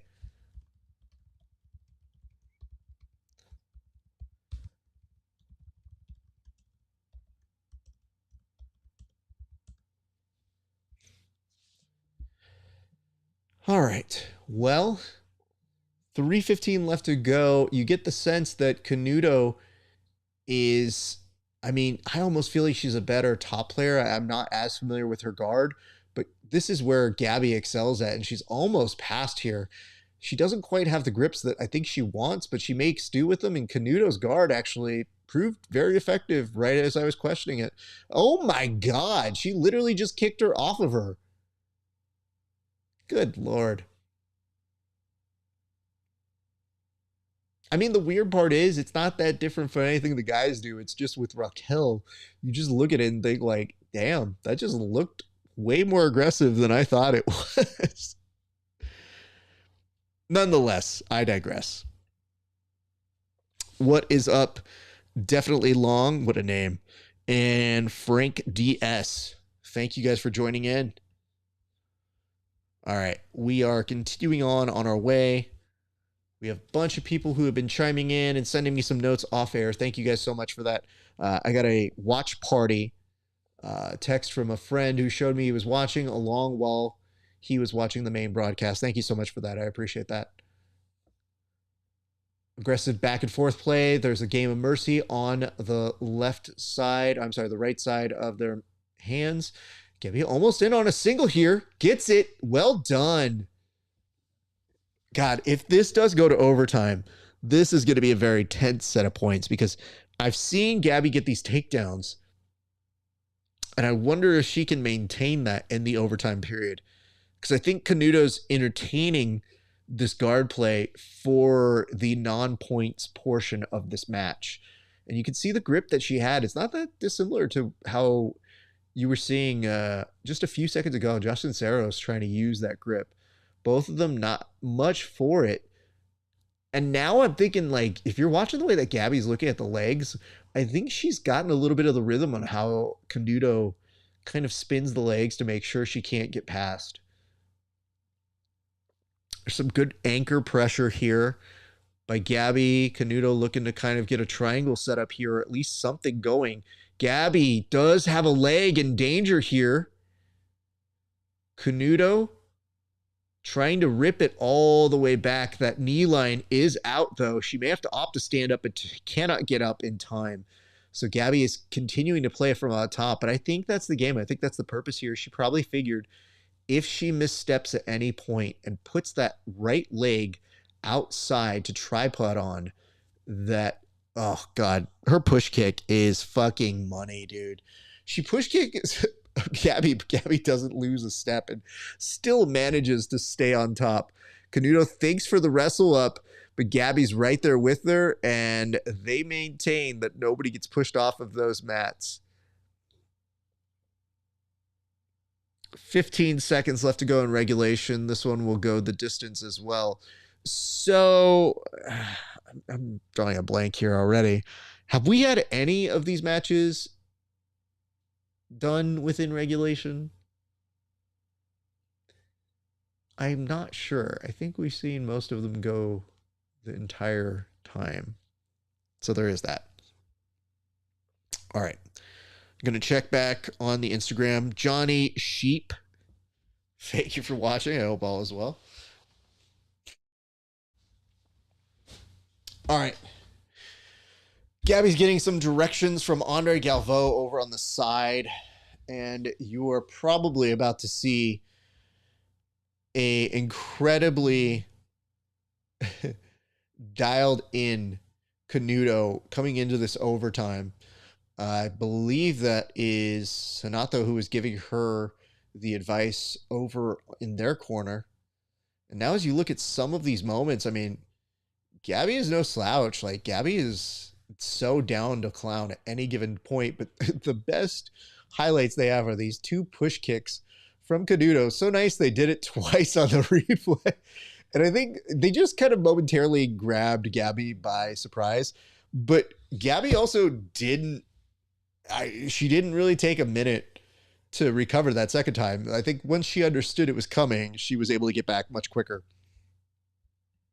All right, back to the races we go, you guys. Thank you so much for watching.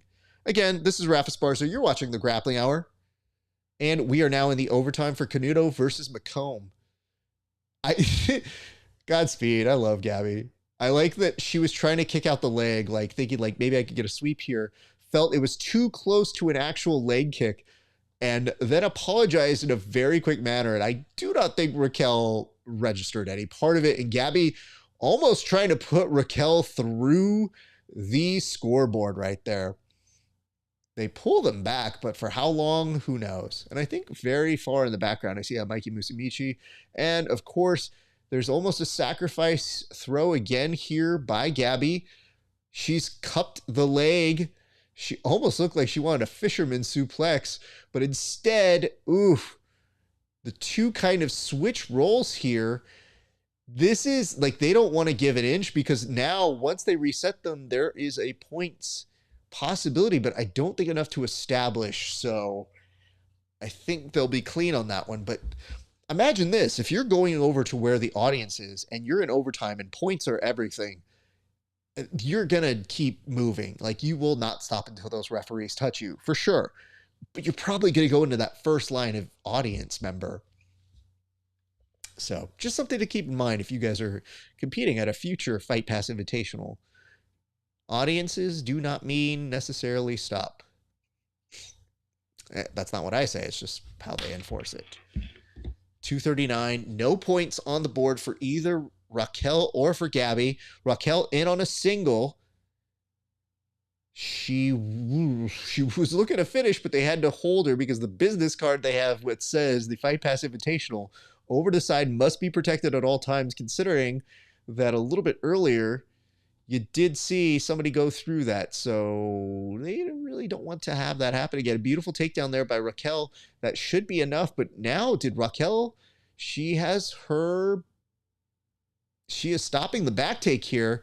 But Gabby, maybe looking to take an arm, maybe looking to do something else. But yeah, Raquel pressing on. She will get the 2. Raquel is on the back of Gabby McComb. Gabby is in trouble right now. And you are seeing Raquel put everything into this finish. Gabby may be able to survive it, but it does not look like it is fun. She is attacking that arm.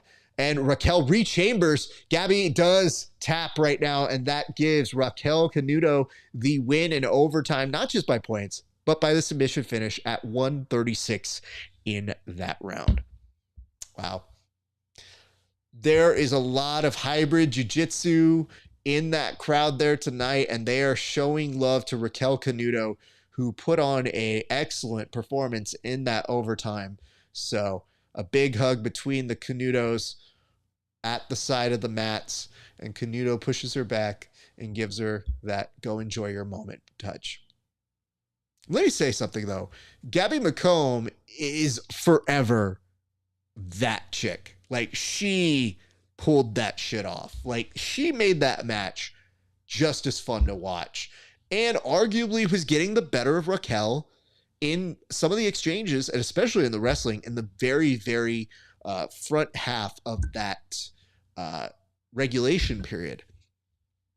But we did propose a theory, which was that we were wondering if Raquel Canuto, given the point that there was no going to be score in that first 8 minutes, if she did opt to play that guard and see if she could pull something off here. But what you really saw is where she is best, in taking the back and finishing from there. Raquel is relentless in that position, so kudos to her, and that was something fun to behold. And you do see a lot of folks. I mean, I recognize some of the folks from Hybrid Jiu-Jitsu in there, who I have seen on their social media and from their extensive teams. So I think on this one we're probably going to get an interview. I would assume so. I think Raquel is a fairly recognizable person within our community, so I think they would probably be wise to give her a second to go ahead and chat on the microphone, especially considering how many people are there for them. And yes, BMAC is over to her right now. I'll give you a recap of what they're saying. BMAC says you got a submission, and she says she's happy about that.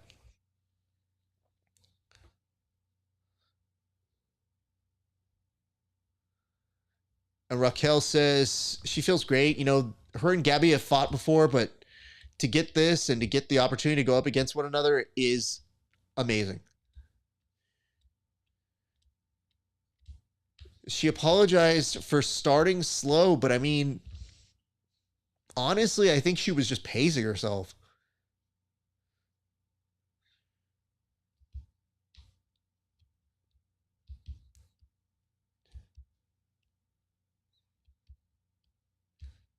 Raquel says it feels amazing to perform in front of her entire team.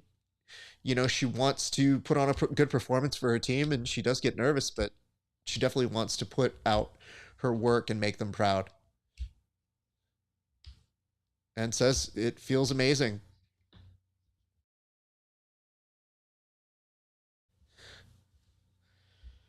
Well, that was an impressive match there.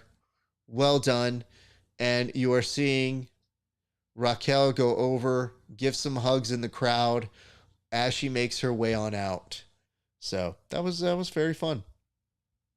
Good work there. I mean, I still might venture to say that the match of the night is still Gabriel Souza, Cisneros. So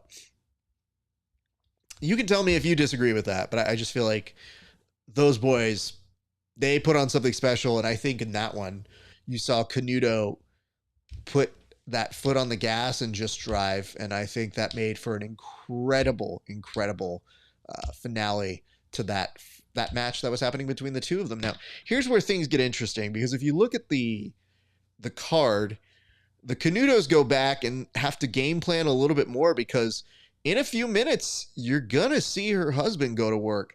But just to give you an idea of what we have left, right now, coming up on the stage is going to be Andy Varela versus Dante Leon.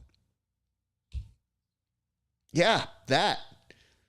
You have Andy Varela, the winner of the PGF, versus Dante Leon, an absolute bronze medalist who is no slouch. Those two gentlemen are human highlight machines, and UFC Fight Pass said, why don't we put them against each other? And to that end, it's still not even the main event. Like, that's how incredibly stacked the rest of this card is. So very happy for that. And then Isaque versus Ronaldo, Souza Jr. And then you've got Canuto and PJ Barch. That happens a little bit later. Mr. Canuto himself. And your main event is going to be Nicky, the $1 million grappler Rodriguez versus Michael Pixley. So stay tuned. Do not go anywhere. But right now, Dante Leon, the Daisy Fresh representative, is making his way out to the mats as we speak. But feel free to hit us with your questions, comments, concerns, hints, allegations, all of that good stuff. You know we love it. You know we can't get enough of it. And I appreciate you guys for tuning in. It does mean a lot to us on this broadcast to have you watching and tuning in with us. But again, like, comment, subscribe. Like, comment, subscribe. Can't say that enough. That is the easiest way to give us some love. And if you really do love us, you can go to patreon.com/grappling hour and give us some love there. $5 a month, you get to see my interviews 30 days before anybody else. So coming up, we've got Dory Un, the qualifier winner from the PGF. That was an amazing interview. We've got Ian Butler, who's going to be competing at Polaris very, very soon. And I cannot wait for you guys to see those interviews. And I think you will enjoy them. So look out for those very soon. If you don't pay the $5, you have to wait 30 days. It's not that bad. And even this week on our Patreon, we did put up a throwback episode where Cody Steele basically, I think it's safe to say he assaulted me. I think so. Of course, earlier this week, in this very arena at the Apex Center, Cody Steele was able to punch his ticket to the UFC, and we just have to say congratulations to our friend. That man has worked very, very hard for that, and 7 turned out to be a very lucky number for that young man. So love seeing your friends do big things, and I'm sure it's just the beginning. So keep an eye out for our pal Cody Steele. And as we continue on right now, we're about to get to the action. I hope that you guys are ready for this one because, oh, yikes. You know what I'm saying? Like this one, I'm not nervous. I'm just like, I'm a little nervous. You know what I'm saying? So we'll see how it plays out. But for right now, I hope that you guys are enjoying our broadcast, and let us know what you think in the comment section. And if you want to keep up with us, I'm just saying. There's lots of stuff you could be watching, but you're watching us, and we love you all the more for it. So thank you guys so much for hanging out with us today.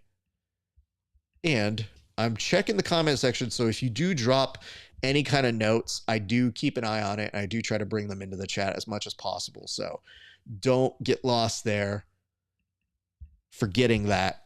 You guys know that you can leave us any kind of notes or any kind of love. We very much do our best to stay on top of it the entire time we are broadcasting. So our thanks and our eternal love to all of you guys. You the best. We love you guys. All right. So right now we're about to get to action. And Andy Varela, Dante Leon meet in the center. And we are off. This is bound to be a very interesting match. Now, here's the thing. Our good friend Train Angry put up a poll asking, who do you have in this one? And on the poll, I would agree. I think that Dante Leon maybe has a slight edge on the pedigree, but I would tell you this. I feel like there's always just an X factor with Andy because when he is on, he is always world class. And I'm not quite sure how this one shakes out, honestly, guys. I really am intrigued because Dante is incredibly explosive, and we'll see how these two kind of counterbalance each other. And I'm glad they're giving this one 10 minutes. So I'm very, very pleased to see that's the case. I would hate to see this one for any reason be reduced or not at its full capability. So here we are.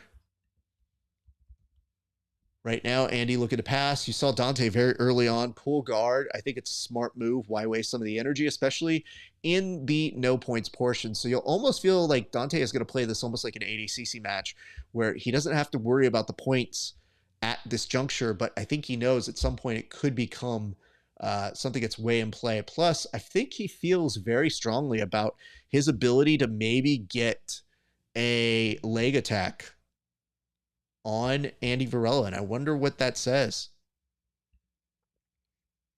So there's a lot that I feel like people are still in the process of kind of feeling each other out.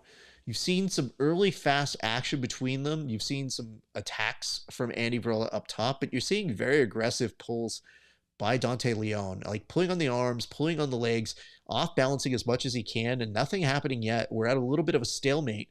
Andy tries to push down on the leg and go to the other side to sweep. Dante Leon very nicely just bridging him out and just making sure that he uses that hand to post him out to the side. Again, both of these guys are incredibly, incredibly decorated grapplers. Like, make no mistake of it, they are truly, truly good at what they do. But I am somewhat intrigued to see how they end up counterbalancing one another. Like, I wonder if this is one of those things where you're going to see maybe a slight dip in the action, if only just to kind of give the, oh God, aggressive push there by Andy Varela, who may start striking here. And I think that Dante Leon might be somebody to strike back with him. I'm not going to lie, I think, on that one. I think that could very well be a possibility. So, all right, the referee stands them both up right now. And we'll see how this plays out right now. But yeah, oh, nice pull to guard. And I thought Varela had to be very, very aware of that arm potentially being in danger. So yeah, right now, very intriguing to see how that goes. Andy Varela still continuing to aggressively push up forward. He has a knee. He was looking to get it past Dante, keeping that barrier, making sure to push him. And now Andy's getting kind of sick of those pushes and now just slapped Dante Leon. I think it was a very aggressive push on the head, but that did come off as a slap. And Andy kind of realizing his error and knows that that wasn't probably the coolest thing to do. So, okay. And now is going to find himself in the middle of a guillotine from Dante Leon. It's going to be hard to pop out that head. Dante has it, and he gets the tap. Wow. Wow. That was an impressive performance there by Dante Leon, and I think the frustration got to Andy Varela in that moment. And I think that when Dante Leon really saw those aggressive strikes happen, man. So we're going to look back. This is the palm strike that kind of comes through. And it is a little bit of a strike. It is a little bit of a slap. So not a big deal. But when Andy shot in for a takedown off of that, Andy left his neck in a possibility for him to get a little bit compromised here.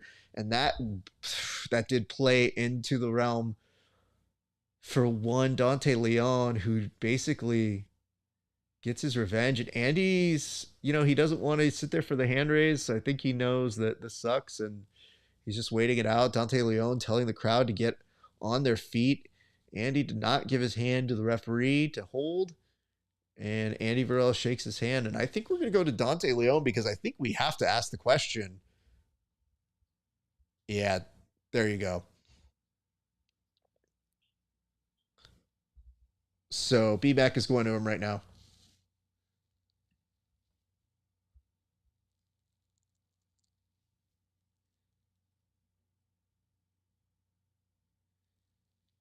Dante says nobody likes getting smacked in the face. Maybe he got frustrated. Maybe he couldn't pass guard, so that's why he smacked him in the face. So he says, all respect to him, and I know we'll fight again.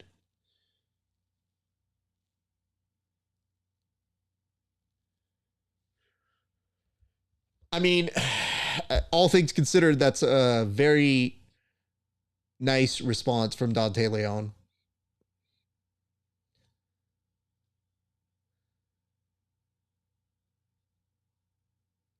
And Dante says that part of the tip-off to him was that he noticed that every time he was shooting in, his head was very low. So in doing so, that kind of gave him the tip-off. This might be in his near future.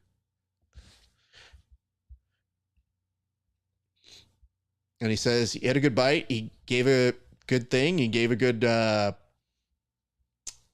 fight on that.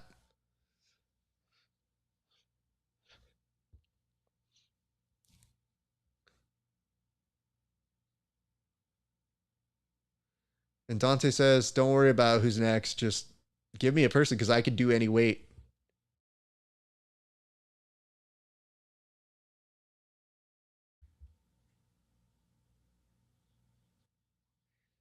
He said he wants to win titles. He says 155 or 170 title. He wants it.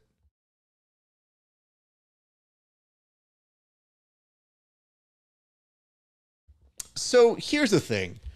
There is no such thing as a title currently from the UFC Fight Pass. Doesn't mean it can't happen. It's just they haven't made one. What an interesting proposition there by Dante Leon for him to essentially just say like, hey, you don't have one, create one.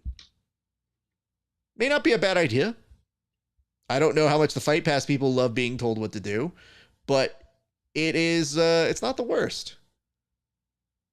Oh, this is a great question. This one says, are you AI generated?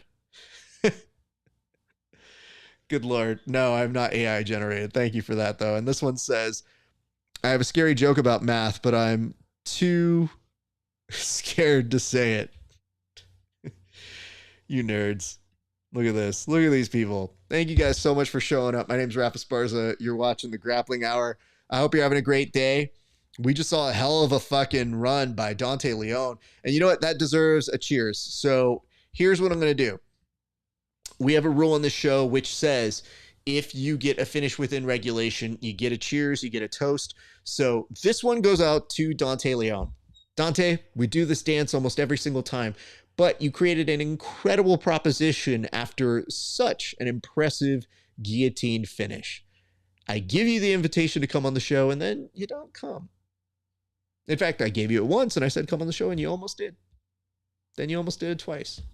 I'm going to say this right now, Dante Leon. I think it's time you come on the show. Let's talk about how we can get Fight Pass to create the division for a belt that you do deserve. Because submitting a PGF winner, a notable highlight machine in Andy Varela, not a easy thing to do. So cheers to you, sir. Come on the show. We'd love to have you for a proper conversation, and I hope all is well. Cheers. All right, so on our show, we do a toast to those who get finishes within regulation, and that's what we're doing. And that's why we're doing it. Did you just tell me no cursing? That's not how this works. No, thank you, though. Appreciate it, you guys. You guys are adorable. Yeah, the way my shows work, there's always going to be cursing. You are a guest here. You are coming into my home. You don't tell someone at their home how to live. You can make suggestions. It's just not going to happen. Anyway, super stoked about that. And as Buji Gatami said, not only is Dante a monster, yes, they even did take out the ref, which I would have gotten a screenshot to capture, but womp womp. They block screenshots on UFC Fight Pass because they hate freedom. It's really what it is. Anyway, very stoked for this next match. We'll go over the details here in a second, but we have 3 more matches left here on this evening, and I'm happy to walk you guys through them. My thanks to everybody tuning in. I hope you're having a great night as well. And feel free to chime off in the comment section. I've got eyes on as much of them as possible, but this is one of those solid matches that you guys want to keep an eye on. And yes, we do still have our co-main and main event, which are incredibly spicy. So do not go anywhere. Butts in seats, stay here with us. Do not leave. You do not want to miss out on what is happening here tonight. But right now, you got Isaque, and I believe his dance partner on this one is going to be one Ronaldo Souza Jr. So you got Ronaldo Jr. and Isaque Beniz, but should be fun. I do wonder how the placement went, because I would not have put Dante and Andy below this. Sometimes it's written into your contract. Maybe sometimes you need a break if you're Andre Galvao in between them. I wouldn't. But that's just me. So here we go. We're doing a little bit of the tail of the tape. Fairly similar. We're going to get back to the action now. And if you guys, again, questions, comments, concerns, that's awesome. But it means a lot to us if you give us a like, a share, a subscribe, anything you can do to tell people we are currently broadcasting this beast, this behemoth. It really does mean the world to us. And I thank you guys for tuning in with us. It is awesome. What better way to spend a wonderful Thursday evening than by hanging with some of your virtual friends? Oh, now you're cursing. Oh, look at this one. All the jokes from this one. You see it? Can't take her seriously. You lost me on that. I'm going to start asking you guys if you're AI. That's what I'm going to start doing. All right. They're moving them on over to the center. left, right, and we go. Isaque starting to press the action very quickly. Ronaldo a little bit on the back foot. Isaque looks for that single, doesn't quite get it. Ronaldo jumps and leaps at him and tries to keep the guard going on right here. They're going to move them back to the center of the mats. That is probably the fastest we have had the beginning of a match restart in a position, but it kind of shows you how these boys want to get after it today. So keep eyes on this one, my friends. Okay, here we go. Back to the action. Ronaldo looking for that leg here. There's a reap. It's a good start. I don't know if he'll be able to finish, but it is definitely enough to keep Isaque very, very compromised in this position. So he's a little high on the leg, but I think he's just doing a check here. He's essentially reinforcing that grip. I think they're both halting on the action currently. I think Isaque is being very cautious because he doesn't want to give too much more of his leg. And Ronaldo has such a stronghold on it that now he's gripping it, and I think Isaque doesn't like what's happening. Again, I think when it happens on your calf, it is incredibly inconvenient, but Ronaldo looks like a pretty strong person, so I think it's just still enough that it makes you uncomfortable as you're dealing with it. So intrigued to see how those two are going to play that one on out. Yes. Thank you so much for that prompt. I'll get back to you a little bit later. That was from our good friend Kevin Sherrill. As we are getting our program ready for tomorrow's bullpen, you do not want to miss the bullpen with myself, Tim Freeman, and Kevin Sherrill. And you don't want to miss seeing us on Fight Pass in November, when we will be your official pre and post show for the PGF, November 3rd through November 8th. And we are a little bit at a standstill here. Interestingly enough, Isaque brought his arm underneath that figure four with the legs of Ronaldo Jr. And I think it's to try and alleviate some of the pressure while also inching it up and maybe reversing that pressure from what's happening on his leg to putting it more on Ronaldo.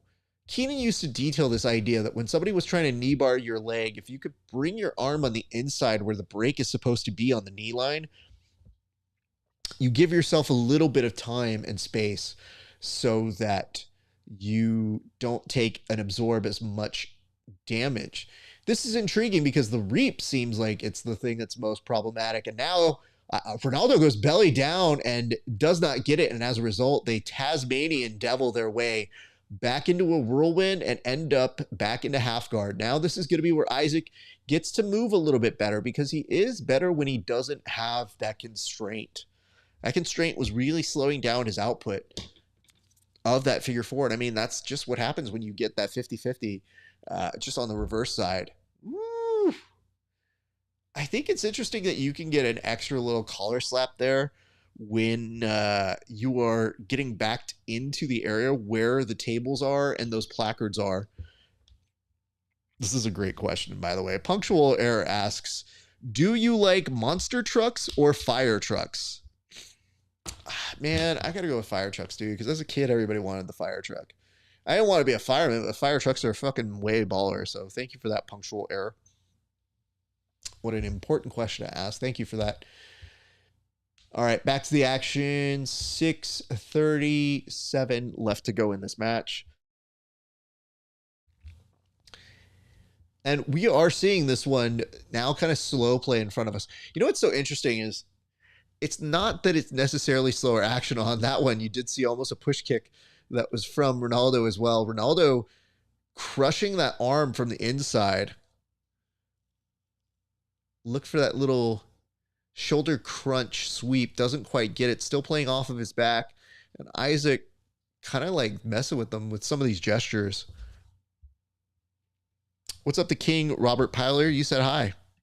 I'll say hello back. Good to see you. Thank you so much for watching. You are watching the Grappling Hour as we are watching the UFC Fight Pass Invitational number 8. Okay. Ronaldo staying calm, weaves the legs on the other side, Trying to create a base. They're going to stop the action, move them back to the center of the mats yet again. Nope, just kidding. I think that was just a weird warning. And for what, I'm not entirely clear about. So give me a second as I get some information here.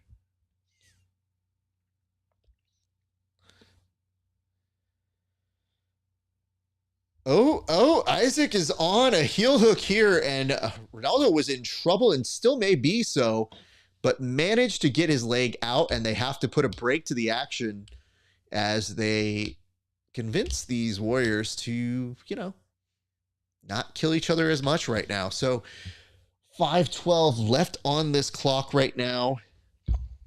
It's an intriguing match, I'll give it say. It says, just joined, what's going on? You have Isaque Nays versus Ronaldo Jr., and thus it's kind of an interestingly tense match. It is weird to have right after Varela and Dante, but they're not bad in terms of action. I think they are trying to make something happen. It's just we haven't quite gotten to one person looking like they're running away with it just yet. The hard part for this is not a match where I feel we need to see overtime, but I get increasingly worried that it is a match we will see overtime for. So more to come on that one, friends. 4:20 left to go in the match. A little bit of standing up from both these gentlemen. You say you're not a sports fan, but you'll stay for a little bit. All good. We do a little bit of everything here on this show. Obviously, this is primarily a sports broadcast for the UFC Fight Pass Invitational, but we're also pop culture enthusiasts. So you can throw any question at me about pop culture, and if I'm entertained by it, I will entertain it. So just saying. And you just wrote, Castanon, thanks for this. No, thank you for watching. And the kindest thing you can do is give us a like and a subscribe on our YouTube page at Grappling Hour. It really does mean the world to us. So thank you so much for watching. We appreciate you. And we are seeing with 3:33 left to go, we're kind of in that forehead wrestling portion of the match. Not super great wrestling, just a little bit more of shoving aggressively and almost into the crowd. And yep, that one dude just had his mind blown, and that just happens to be Merab Dvalishvili. So yeah, I think he's pretty happy about it.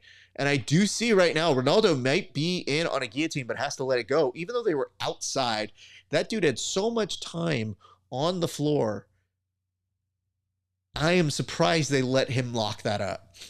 But I think they're trying to let these guys have fair play as they go through these matches. So 3 minutes are left in this match.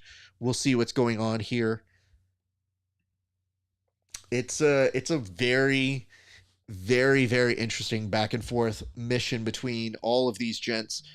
And I see a few of you. Thank you so much for this. You guys are continuing to watch along with us on all these different places. So I'm seeing some notes here from different streams that I didn't think we were on that. But lo and behold, what's up, Michael Ochoa? Thank you so much. I should say this. If you give us a subscribe, a like and a subscribe, we will do a toast specifically to you. Normally we do toast to those who get finishes within regulation as athletes, but we'll do one to you if you do that for us. You just you may have to show me it, because sometimes it doesn't show me somebody has subscribed to us on my my little notifications here. So sometimes I'm a little bit behind, but if you do, I'm happy to do that for you. So there's that. All right. We're winding down on this one. Just last 2 minutes. It is not the most exciting one we've seen. It is, it's still going. It's not that bad. And Ronaldo looked like he had a real high elbow guillotine finish. This could be a real thing. This could be a finish right now. But Isaque doing an excellent job of keeping him at bay. And they're once again rolling into the audience. And you have to wonder if he's going to be able to maintain that grip when they reset him over on the side. I get the impression they will not. I see deal. Thank you so much for that. Yeah, this is confusing. I'm not quite sure what to make of any of that just yet. Nonetheless, we are seeing you guys watch along with us. We appreciate you guys. Thank you, thank you, thank you. We're having a great day watching these grappling matches. Just subbed and liked. Well, let me double check this here. Senor the King. I did just see one go in. You know what? That's good enough. This toast goes on out to the King, Robert Pyler. Thank you so much for liking and subscribing to our show. You are a treasure and an asset to your community, and we love you and appreciate you. Have a great rest of your day, sir. And right now, speaking of having a good day, Ronaldo Jr. is on the back. And being on the back right now, he is very much in the mode of being able to get this rear naked choke on Isaque as he's isolating the arms. Good Lord. Now switches it over to an arm bar. Isaque is in trouble right now, but manages to get turned inside into Ronaldo Jr.'s guard. And unfortunately, my friends, we are going to go to overtime on this one.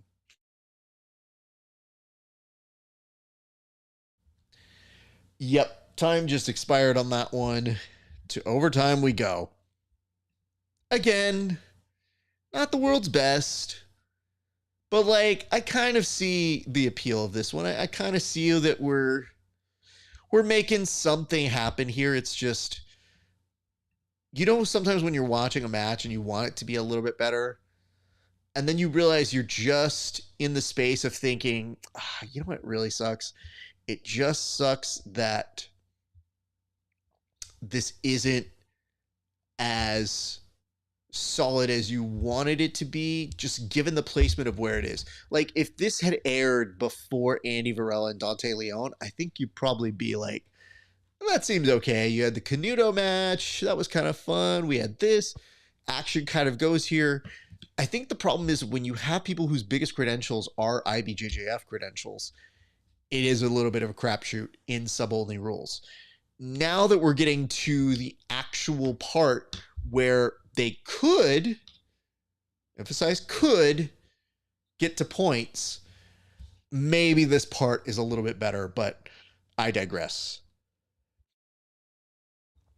So yeah, we're about to get to our last three matches, and it says, oh, Jarek Hansen, light and blue belt, Shirapora. Oh, well then, yo, this one goes out to you.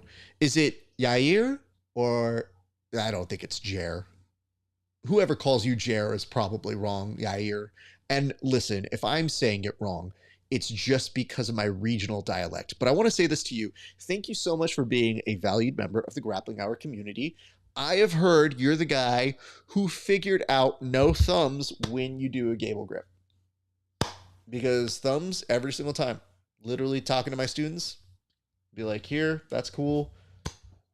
They always will literally do this. I'll be like, no thumbs. I said no thumbs. God damn it. But anyway, Castellon, thank you so much for watching along. We love and appreciate you. And guess what we just saw right now? A finish from Ronaldo Jr. Turns out all you had to do was sprinkle a little bit of points onto a match, and you're going to get a finish. Now, here's the rule, though.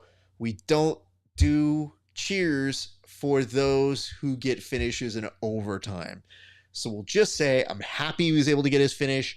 There were a couple times where I thought he had it, especially with that high elbow guillotine in regulation. I thought that was pretty good. But beating somebody of Isaque's caliber is difficult to do. So congratulations are in order.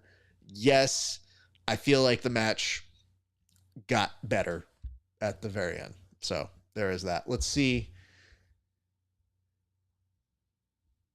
I think we're about to hear from Brandon McCatherine interviewing Ronaldo, question mark?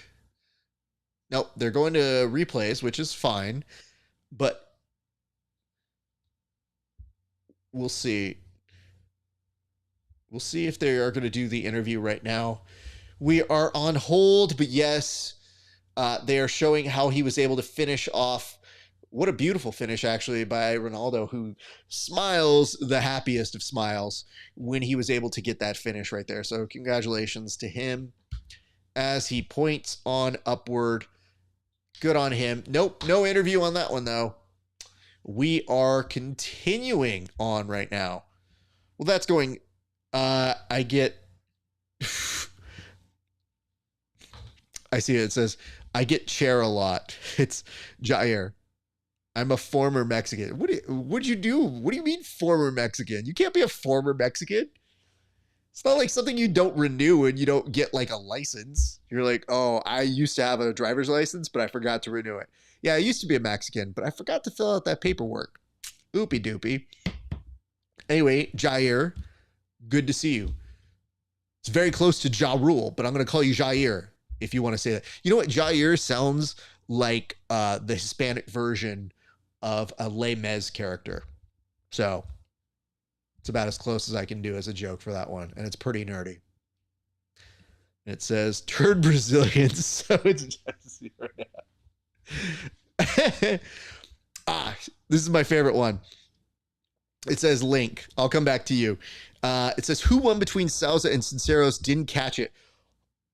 Harvey's WS. You need to go watch that one. So far, that has been the match of the night. I cannot recommend that one enough. And in overtime, you did see that, yes, Gabriel Souza was able to pick up the win on that one by 2 points, 2-0 over a very formidable Josh Cisneros. And I feel like that's a match you could see again in the future. So there is that. And it says, it's a quote from someone who asked Dana a question. I see now. There you go. Thank you for that. I love when our fans are incredibly big fans of the Dana White press conferences. You know, look at this. Look at this beautiful clip of the PGF. Yours truly, a small part of that production. I am the official pre and post show host. I host along with my good friends Tim Freeman and Kevin Sherrill, and we will be back for season 7. But right now they're plugging the feud that had part 2 of a chapter at the very, very formidable PGF series, which was incredible to be a part of. So November 3rd through 8th, you're going to want to watch the PGF and see myself and my incredible friends who do the best work in the entire world. As far as I'm concerned, I don't see anybody else who does better work than the good folks over at the PGF. What's up, bartender Eddie? Good Lord. I didn't see you snuck in here, bud. I have to say, this is always a good thing to see my brother Eddie, bartender Eddie. Bartender Eddie is a guy who competed against me, who is perhaps the nicest guy who's ever competed against me. And I have to say, most of the guys are actually pretty nice, but bartender Eddie is just the nicest savage. So cannot wait to see that guy again. You know what we need to do? I think the next time we compete, we do have to figure out a way to go get beers afterwards, because you promised me that the last time, and I was like, yo, we need to make that happen. And I've seen what bartender Eddie does for his drinks. That dude is an artist. So much love and respect to my brother out that way. Oh, speaking of somebody who zero respect for, that dude Jason just showed up. Good Lord, that guy. Hey, I just saw what you're looking to sign up for, and if that's the case, we need to get some work in, sir. So let me know when you're free, and we'll make something happen for training. But super stoked to see all of you guys joining us. And you picked a good time to show up, because right now it is PJ Barch versus Renato Canuto. And this, I mean, both these boys have wins. You had a very controversial decision for Renato Canuto, and then you saw PJ avenge that loss with a heel hook finish at the PGF. So there is a lot riding on this match for these two boys this evening. So very stoked to see these guys get back to action. And it says, let me see here. It says it's currently 3:22 a.m. right now, and I have school today, so I may head out now. Nice stream, though. What a sweetheart. Thank you so much for that, Robert. I hope that you enjoyed the time that you were here, and I hope we'll see you back in the future. Thank you for your love and support, and we hope to, I don't know, run into you sooner than later. So thanks for that.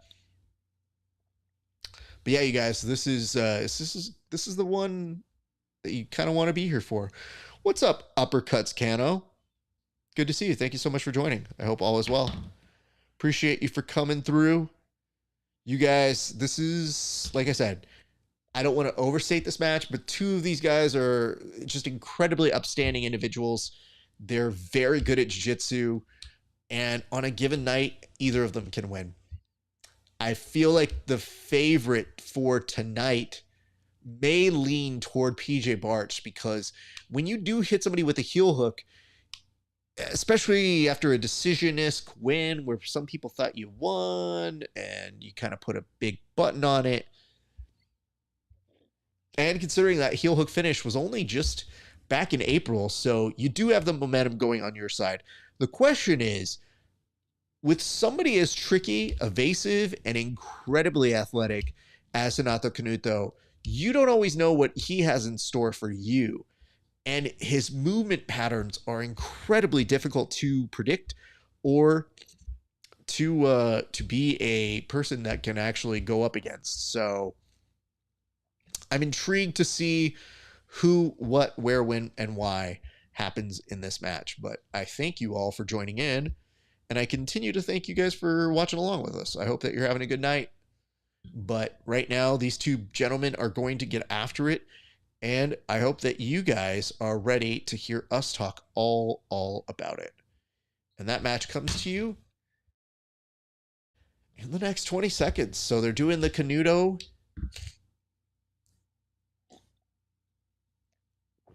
name announcement, but earlier in the day, you did see a bunch of people that are packed in that arena, in that Apex Center, for Canuto's wife. So you know that that hybrid team has basically flooded that Apex Center.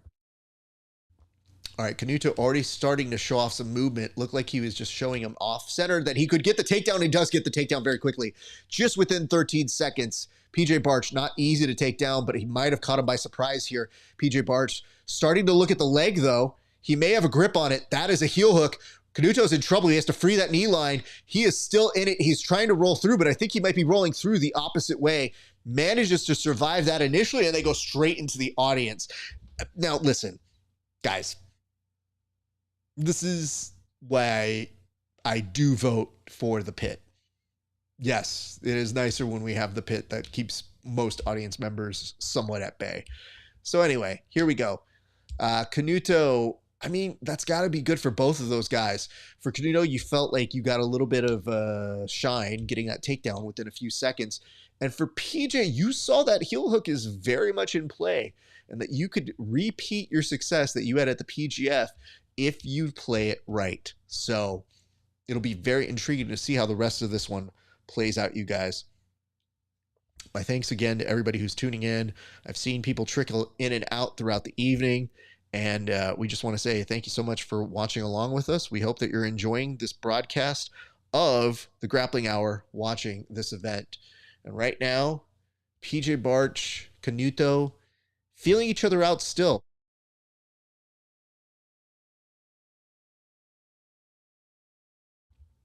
And we're still very much at a pace where I think they understand this could very well go the distance. So how much do you want to burn yourself out? Do you want to make sure that you're still going to have gas in the tank for when you face your opponent in a very exhausting overtime? And I mean, these boys were at the PGF, so they know what exhaustion can look like. They know that you could get so tired. Oh, couldn't tell if that was a poke of the eye, but I think we're good again.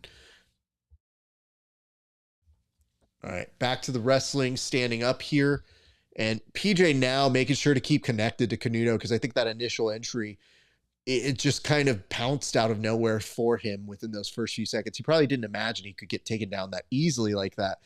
And I have to tell you, our good friend Cam Hurd did get submitted by PGF vet PJ Barch, but he had a high source of pride in knowing he got a takedown on one PJ Barch. So just judging at how this is going right now, underhook here by PJ. Canuto might get dragged down here, but I mean, Canuto can make those fixes.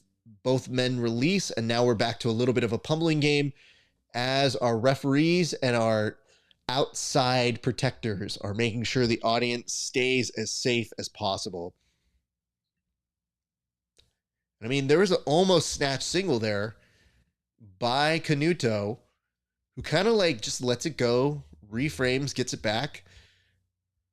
And it says, mat size is never big enough, it seems. I mean, that's for sure. It is very confusing to... It is very confusing to try and have the proper mat size for any of these. Like, we don't know what to do. I mean, again, that goes back to the pit idea. But it's also an athlete and adjudicator sort of thing. Like, your referee should be stopping these.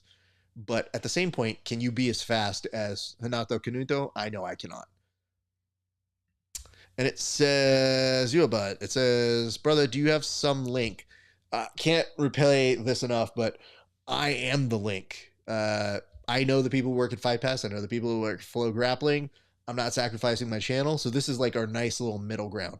I give you the play-by-play. I tell you what's happening, and this is free. So, just saying. We are not quite at the halfway point just yet, but again, we're still very much at the feeling out portions of it. Now, I like this strategy from PJ by getting this collar tie and seeing maybe if he can duck down the head of Canuto.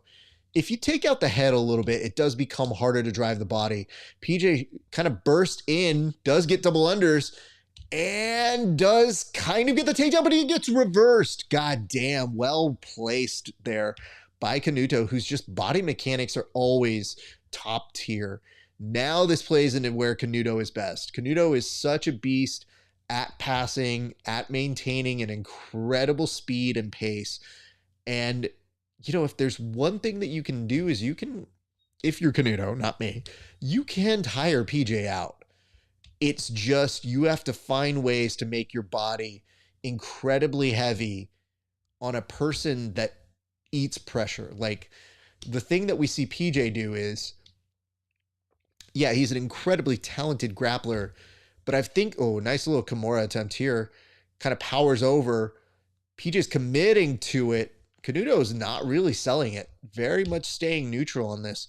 May look to see if he can wrap his arm on the around the body of PJ and neutralize this kind of Kimura from underneath. But PJ's using it. He does have a good grip. We'll see how he's able to play it. He's using it as leverage to try and come up a little bit more. Canuto isn't budging on it. He does get it. It does have a slight Ultra Kimura moment. I wonder if PJ kind of let that go because he thought he actually got a tap in the middle of that. He did not. But now, as a result, man, Canuto read that incredibly well and came up, gets a takedown of it. Now is kind of seeing if he could get just a little bit of a reaction. Not quite an Estima lock off that one, but just enough to see what PJ may or may not do. So here we are, 3:56 left to go in this match, and it has been very tense, very, very tense. PJ going back to where his bread and butter is with Canuto and seeing if he could attack the leg. He was trying on his left side, but he might actually be, if he switches over to the left side, he might actually have an ability to get him here. He thought for a split second he was going to be able to attack now. Lifts it out. Yep. Switches to the other side. Now again, Canuto's a little bit stuck with this outside 50-50. Now PJ's coming through. Has it stored, passes it to the other side. Canuto needs to be very cautious. PJ's trying to grab the other leg, and he almost has it. He's sneaking it around. Now, Canuto's staying very tight, but it's a very, very dangerous position for Canuto to stay in with somebody as seasoned as PJ, but you are seeing those signs of slight fatigue from PJ Barch, who does come up, does bump Canuto's hip down to the mat, but we should remind you, this is only a sub-only match, so it really doesn't matter if he's getting points. Like in IBJJF, you would get points for this particular moment. but he does not in this portion. It is just sub only for the first 10 minutes. When we go into overtime, this one might actually be 5 minutes because it's a little bit more of a main attraction, but that remains to be seen. Good Lord, these guys still going back. I think Canuto was slowly gripping his way out, but PJ has just an massive grip on that. Now, oh, good Lord, Canuto recognizes in this kind of donkey guard-esque transition that the two of them are in. PJ, I think he has to play this one a little bit slow because I think in this particular juncture, he's putting his weight onto Canuto from that donkey guard, which will maybe make it release, but now they reverse position. And I think for a split second, PJ was maybe thinking about maybe going to like a toe hold or maybe going on over to the A block, which is a very, very effective maneuver from that position. But now PJ's arm is stuck in that donkey guard with that arm. They reverse position again. PJ now on top. There's 1 minute and 37 seconds left to go. Great back and forth between these gents, and you are seeing both of them just fight an inch, and the referee puts a pause on them as he's going to probably drag them back on over to the center of the mats because I think they want to get their money on return. I think they want to get as much mat return as possible, and they do stand them back up, which is, I mean, a blessing for us as an audience. Minute 24 left to go in this match. PJ, as we mentioned before, an incredible performer, but seeing a little bit of tiredness on this, you get the sense that that focus that he has when he does get his submissions, it is harder to do toward the end. He does get a little bit less effective with his submissions the longer you go. And I think that's fair to say for most people. All right, 55 seconds left in this match. All of the referees trying to curtail the athletes back to the center of the mats, keeping them on track as possible. And you are seeing PJ now kind of like stands up, the body pressure, or I'm sorry, the body posture, getting a little less wrestler-like and a little bit more like, oh, my back hurts a little bit. This sucks. And guess what? Ooh, Canuto goes for that scissor take. He might be on a fucking attack of his own. And oh, shit, I thought I just saw it for a second. He did get it. What a fucking end to that match. Wow. That was so risky for a number of reasons, and let me tell you why. One, you saw that Canuto at PGF got heel hooked. So, how did he get heel hooked? Why? Because PJ is one of the best counter leg attackers in the game. Then, you see Canuto seeing a scissor takedown, gets the scissor takedown, and in that moment, in that transition, has PJ's leg in danger. And PJ, very savvy, looked like he was about to get out, had a chance to get out, looked like he was screaming, and Canuto did not yield. He made sure to keep that pressure on and ends up with the submission victory with just seconds left. And here you go, scissor takedown, beautifully done, has the heel hook. You see PJ turn, and then, I mean, he gets pushed in the fucking face, and now you do see in that moment, Canuto finishes, and it's beautiful. PJ thought about tapping as he was falling back, but I think the weird part is you see the mouthpiece, but the mouthpiece almost made it seem like PJ was actually laughing. If he was laughing, it could be for the irony that, yes, the very move that was his anchor that gave him the win against Canuto the last time they met was the move that was used against him, and a little bit of poetic justice in a match that now gives Canuto the edge in their small rivalry. And I say small rivalry because these two respect each other too much. They have so much love for each other. It doesn't feel like an adversarial rivalry, just a competitive one.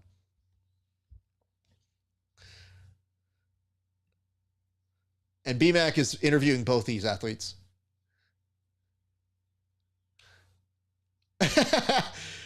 BMAC asks, how do you feel? And Canuto says, we both feel great. And PJ goes, we do?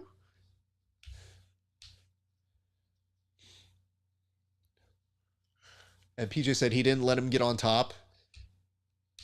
And he said, it was an incredible game plan. Hats off. And BMAC now is playing up to the fact that all of Canuto students, what does it feel like to win in front of all those people?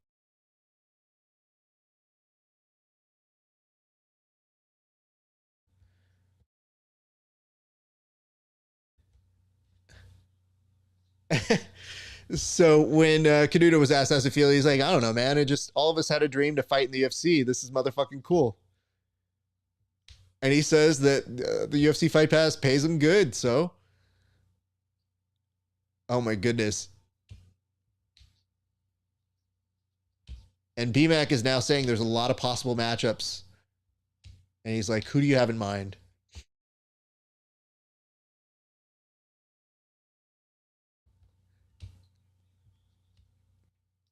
Canuto says, when I win, it's whoever comes after me. Aw, what a sweetheart.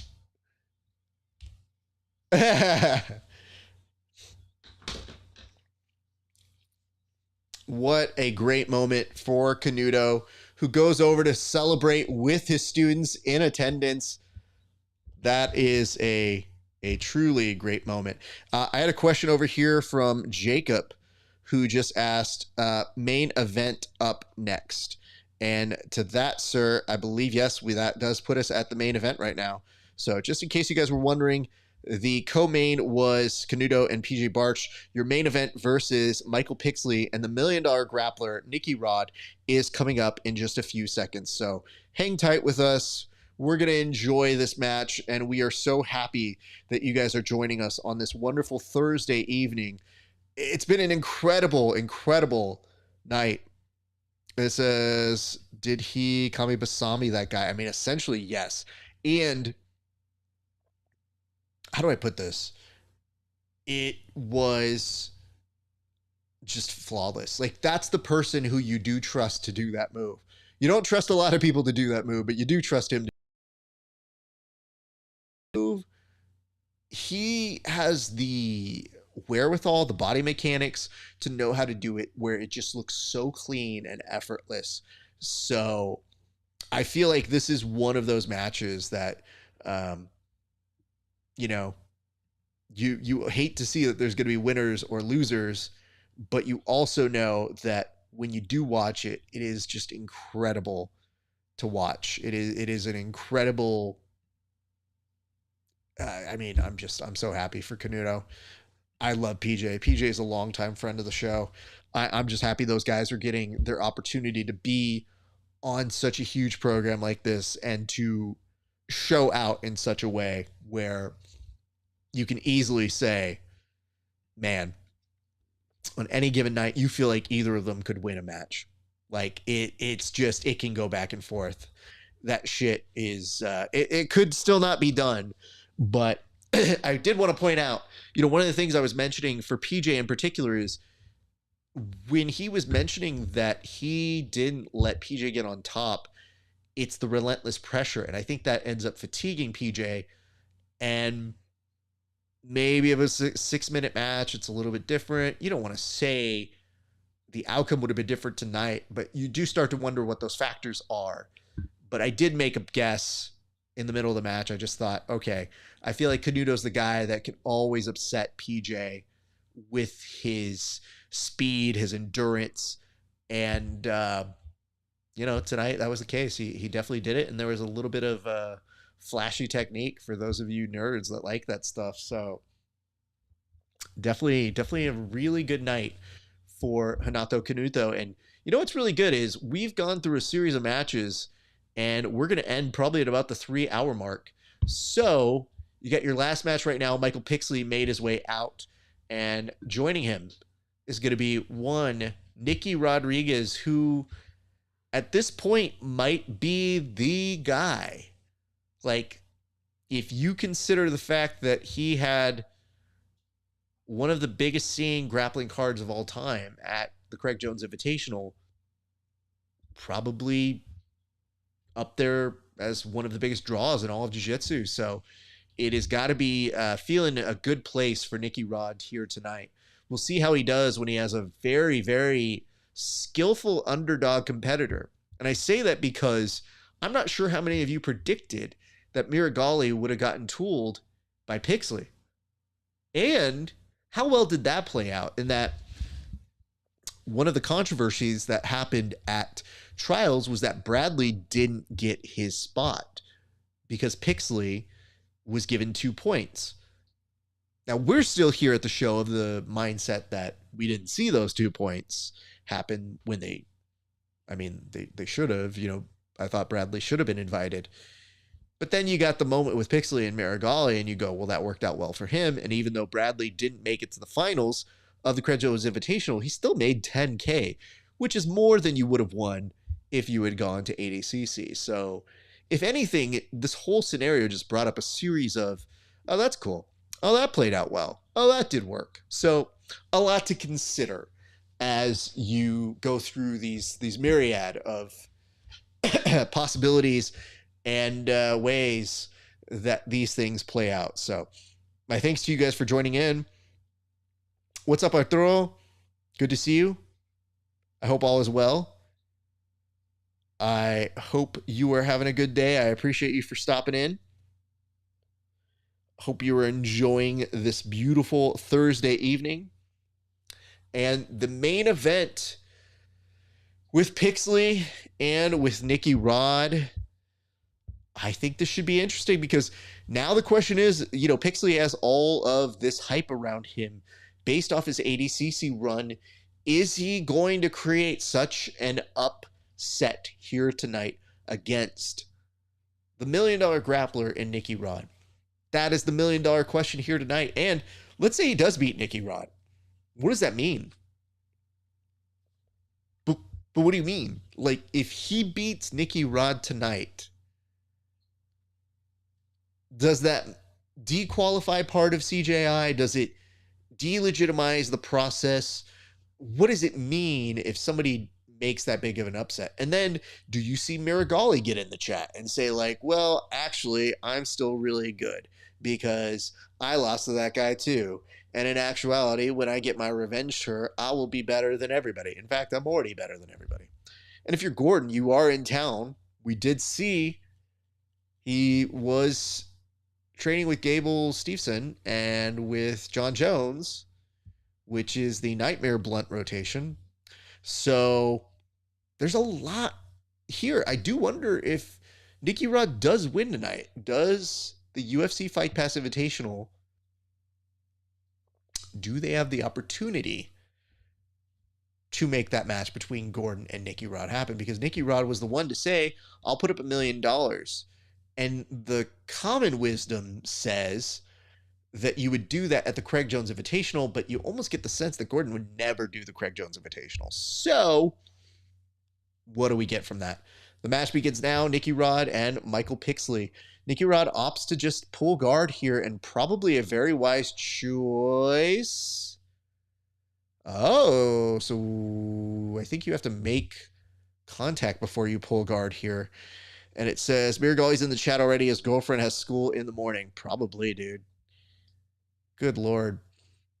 That man has weird justifications for it. But we're not going to get into that yet. We're going to get into this match. And yes, telling Nicky Rod he has to stand up is an intriguing thing. One of the best people at doing a fake guard pull, where it looks like he's about to kneel and then he just darts at your knees. I have seen him do it multiple times, and I've always wondered how he would execute that. And now Nicky Rod almost looked like he was either showing off his leg or just basically telling him and inviting him to take it down. But I love that. It was a very nonchalant, like, take it. Look at it. Pixley does kind of push Nicky Rod outside of the bounds for a few seconds. They return back to the center of the mats, and Nicky Rod immediately goes for that club, doesn't quite get to the dig portion. And wow, Michael Pixley has a very aggressive kick to that leg, trying to off-balance Nicky Rod, as Nicky Rod goes and almost used that as an opportunity to pull guard. I think when Nicky Rod was interviewed earlier this week, they were asking him, what's the game plan? Do you find yourself as somebody who's going to try and make this a stand-up match? And Nicky Rod just said, I do jiu-jitsu. I thought that was a very interesting answer. I mean, I don't know that that would have been the case, that you would hear him say something like that maybe 3 years ago, maybe 4 years ago. But that just goes to show you how different things are in this world. And I saw this and it says nasty wrestle ups from Nicky Rod. Of course, I mean, he is definitely somebody who has explosive power, being as tall as he is and as big as he is. So that is why one of these matches between him and Pixley makes for an ideal sort of matchup. And I think the weird part is it's one of the few times where Nicky has had that advantage, that drive over some of the older statesmen of the big boy division. So now when you get somebody who's young and grimy and has judo awareness, you do wonder, like, I think he's in the space where he's like, I don't want to waste time wrestling with this dude. I want to pull guard. I've seen the future. I've seen the light, you guys. Pulling guard is the real. And it says, is the event over? It says, let me go check this out. Thanks. Different rule set. Thank you for that. I appreciate that. Yeah, I mean, obviously the event's still going on. We're in the middle of the main event. It's tense. It's a little interesting to see how this will play out between these two gentlemen. But thus far in, a lot of movement has been posturing for position. Nicky Rod, very nice little drag down there with the head. He uses his head movement as well very nicely. And I saw our referee putting up a 1 over that way. Either he's a huge Roman Reigns fan, or maybe we had a negative point happen. A lot of pushing happens on the edges, not a lot of takedowns. I see a note here that says Discord. Discord. Well, good. We have a Discord. You can go check us out at Grappling Hour on Discord. We appreciate you guys. Always means a lot to us to have your love and support. And we see a lot of you guys are showing up right now. So if you're joining us, please enjoy us giving you some play-by-play and some alternate commentary streams to the big show, the big main event for Fight Pass Invitational number 8. All right. Still trying to wrestle off of his knees. You know, Nicky Rod almost seems to be conceding a little bit here, which honestly is probably the rule set that you want to do that with, especially considering there are no real judges until the very end. But Nicky Rod now just kind of flashing that leg with these little mini kicks as if to signal, I need you to initiate this so that I can play off your ego of being a better wrestler so I can win the jiu-jitsu match. And I would have told you that was the strategy to use against him 4 years ago. And here we are. Yep. Pixley wanted to load him up, and yeah. That front row does not feel safe. I think for a split second they were calling for timeout. At least the referee was, just to let our judges table know something, because Nicky Rod wanted, I think, the underhook that he had, that he ended up with. He tried very hard to make sure he was posing in that position toward the end, but he does not get to keep it. Both the gentlemen just start standing regularly. Nicky Rod uses that ability to have that game of one-handed mercy so that he can draw a pull, tries to wrestle up, and then just kind of gets put into a brick wall with Pixley. And now, I mean, honestly, the audience is part of this match.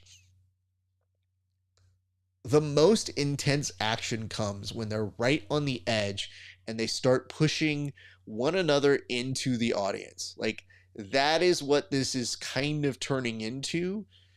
And, you know, sometimes the circus, if the Bears ever broke bad, they never get outside of the area and get pushed into the audience. This is a case where the Bears may kill the audience. Just very possibly here. 5 minutes on the dot right now, still left in this match. Nicky Rod keeping a nice grip on the back of that bicep. Tries for a little bit of an arm drag, doesn't get it. And, I mean, they're real close to Pixley's corner. So they do stop him. The cameraman is spared. Otherwise, the cameraman might have been seeing stars in just a few seconds. So this is yikes times 3, my friends. Still, we persist, and there is potentially a takedown off the mats. We'll see how they'll rule this one. And this is going to start in Nicky Rod's favor as there is a body lock. And I think Nicky Rod's trying to tell him you start from inside of the guard with this body lock position. So if that is the case, that is an incredibly good position for Nicky Rod.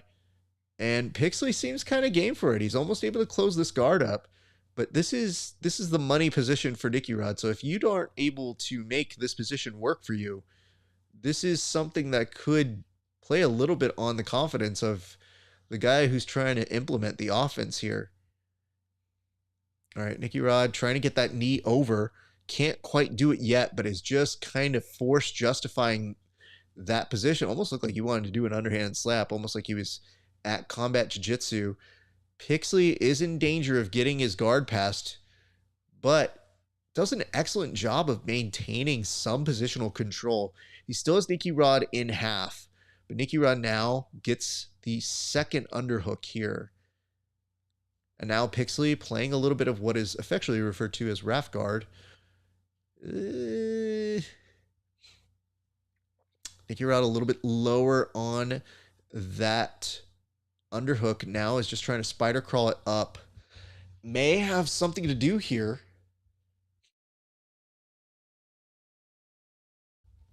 I think right now the frame for Pixley might make him able to get back to a guard position. Nicky Rod has to be very careful about where his hip ends up, because if that's the case, yep. Right now, Nicky Rod may end up back in guard. Still waiting to see how this turns out. He's still in that half guard section. So, yeah, it's kind of dicey. Oh, Nicky Rod almost. And Nicky Rod does, for a split second, see the better part of mount. And now Pixley is just continuing to try and kick push him off. And Nicky Rod rides those kick pushes very aggressively.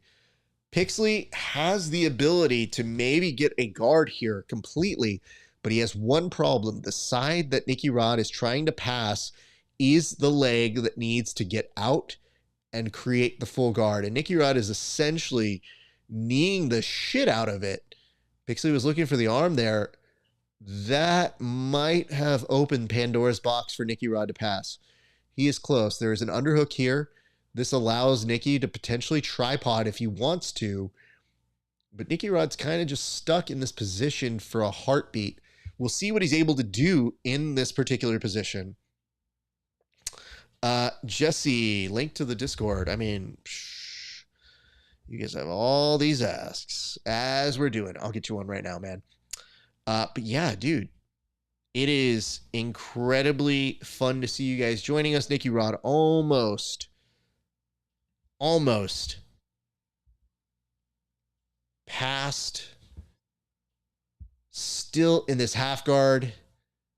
I mean, Pixley might look for a lockdown, but it almost feels like it's not going to do shit against Nicky Rod. Almost look for a full guard there. I mean, you're going to see Nicky Rod slow play this hand. He will make the most out of that body lock pass. Does get to mount. All right, so if you're Nicky Rod, you need to submit here. You do not want to go to overtime because it's going to stand you right back up. So at this point, you got 1 minute and 6 seconds left to go. And Pixley is a game opponent. He is proven very savvy, so it's going to be a little difficult. But now Nicky Rod looking almost for kind of like a baseball bat choke to kind of just put some pressure on.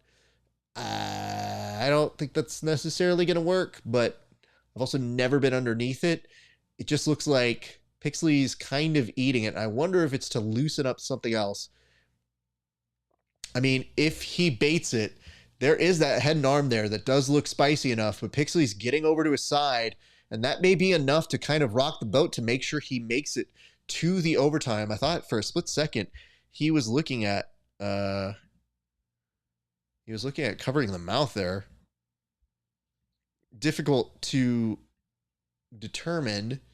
Last 15 seconds here, people. Nicky, I think, is just kind of understanding that's what's going to take at this point. He's going to have to go to that overtime period as he goes to cover the mouth, perhaps to just get a few extra seconds of an edge. All right, while they do that, we're going to go to a quick commercial and we will be right back.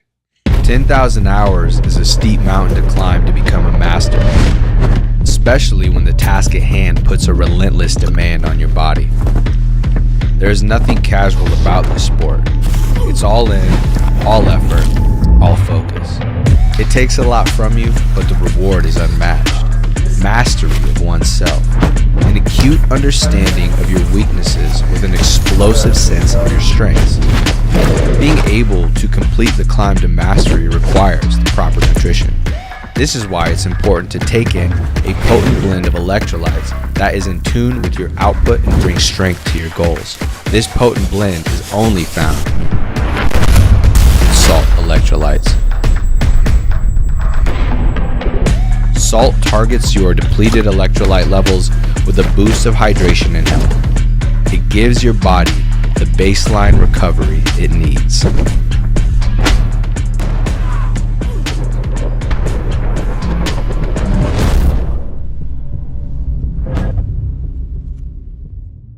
All right, we are back. Thank you so much for taking a minute to give love to our sponsors, Salt Electrolytes, and we appreciate them. I mean, Nicky Rod is in on a single leg here. Pixley a little too wary for that one. Knew it was coming.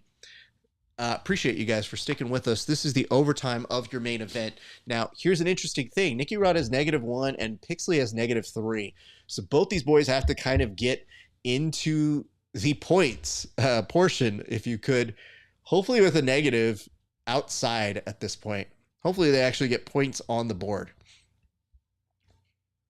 And for those of you who just came in, it was a very tense back and forth. It did look like Nicky Rod at least was able to dominate the last 3 minutes of that match.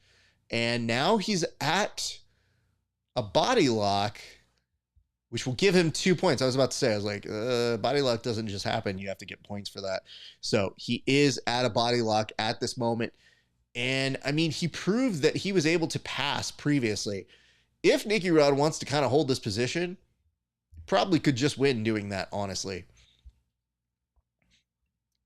But instead, Pixley able to get back to a little bit of guard, pushes him off, and now we are at a space where Nicky Rod is kind of shoring up. I mean, this is where that extra strength feels terrible. You see how red Pixley's face turns in this predicament. And I mean, the weird part is you probably come in with a game plan thinking, if I get here, if I get there, if I get to this position, and if you get an opponent that can just lock you up in one space, you don't get to have any of those. And now Nicky Rod for sure is going to get some mount points. That's going to bring him up to, I believe, 5. And at this point, if he takes that mount, he can work that back and get even more.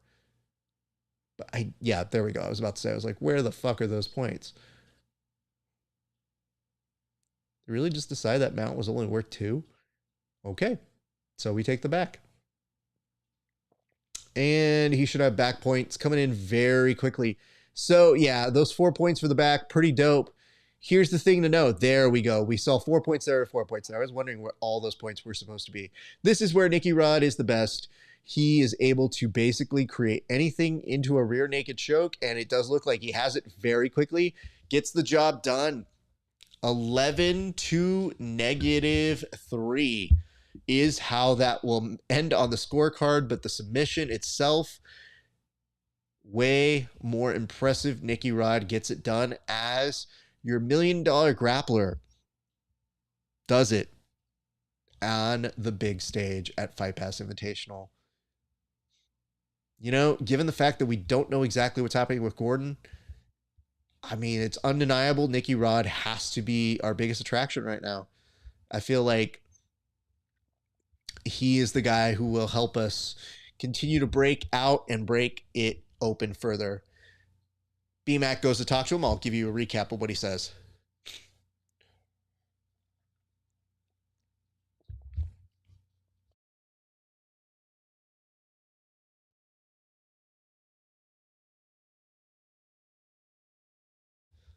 Nicky Rod says, he's very tough. I give him credit. He's a really good guy.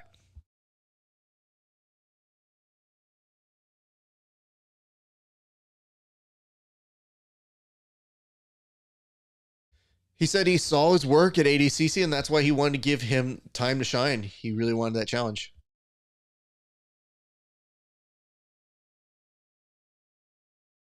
B-Mac is asking, who do you want to face next?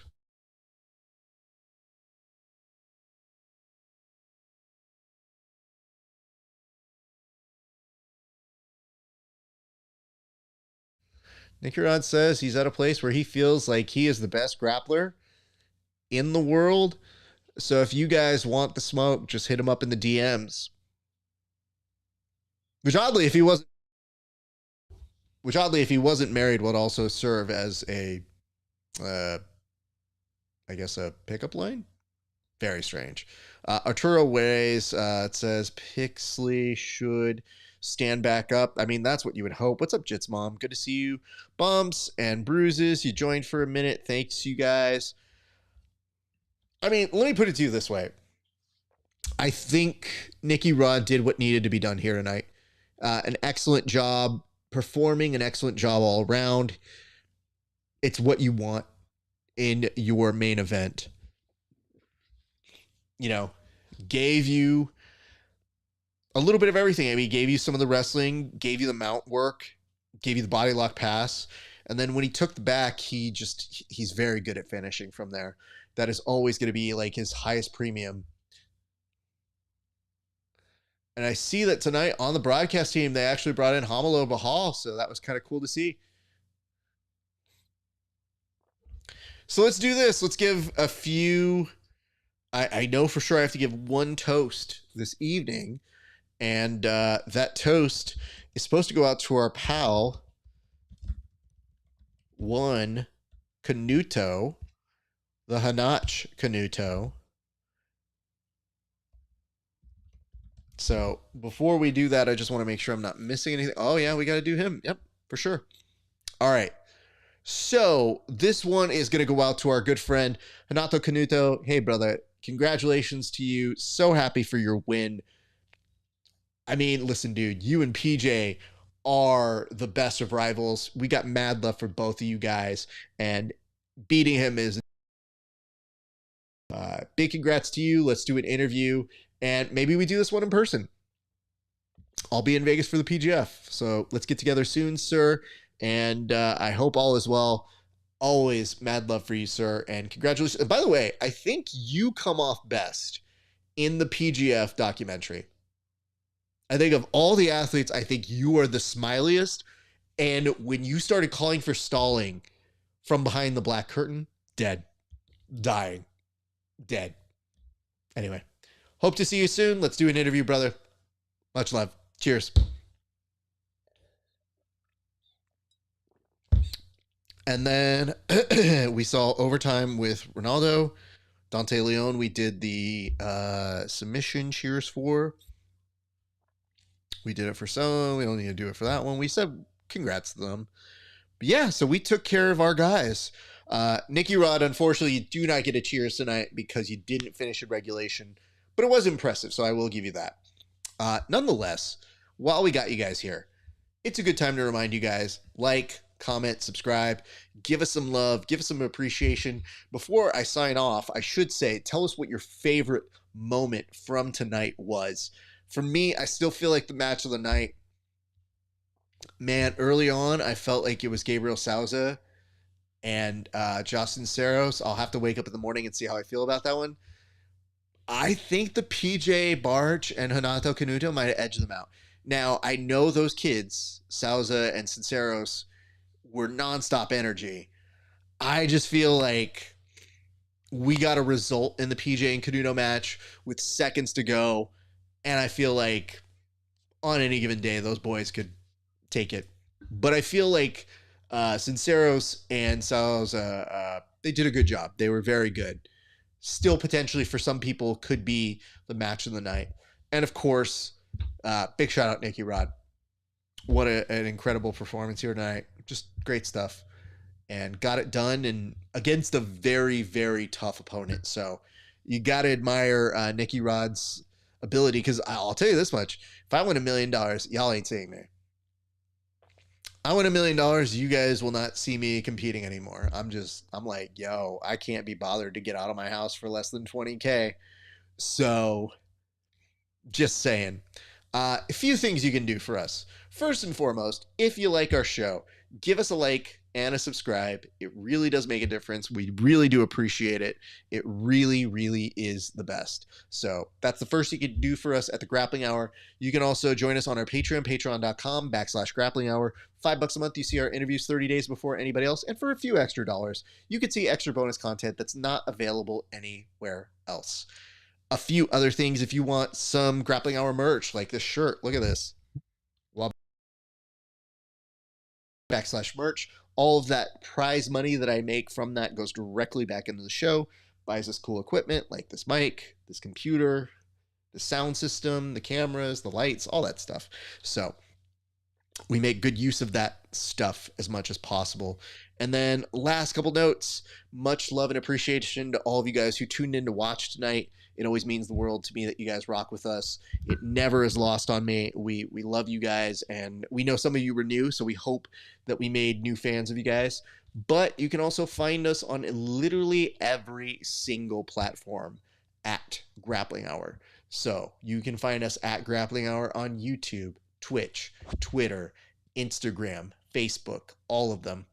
Very, very easy to find. So come find us on those platforms, and come join us again for some new footage. We're going to release some new interviews in the next week. And then additionally, we're going to do a fight companion for the upcoming UFC pay-per-view on October 26th. And that's going to be a little bit earlier in the day, so be prepared for that. And yeah, I mean, ladies and gents, I'll just say this. I appreciate you guys. It has been a great day for grappling. We'll see you back on the mats.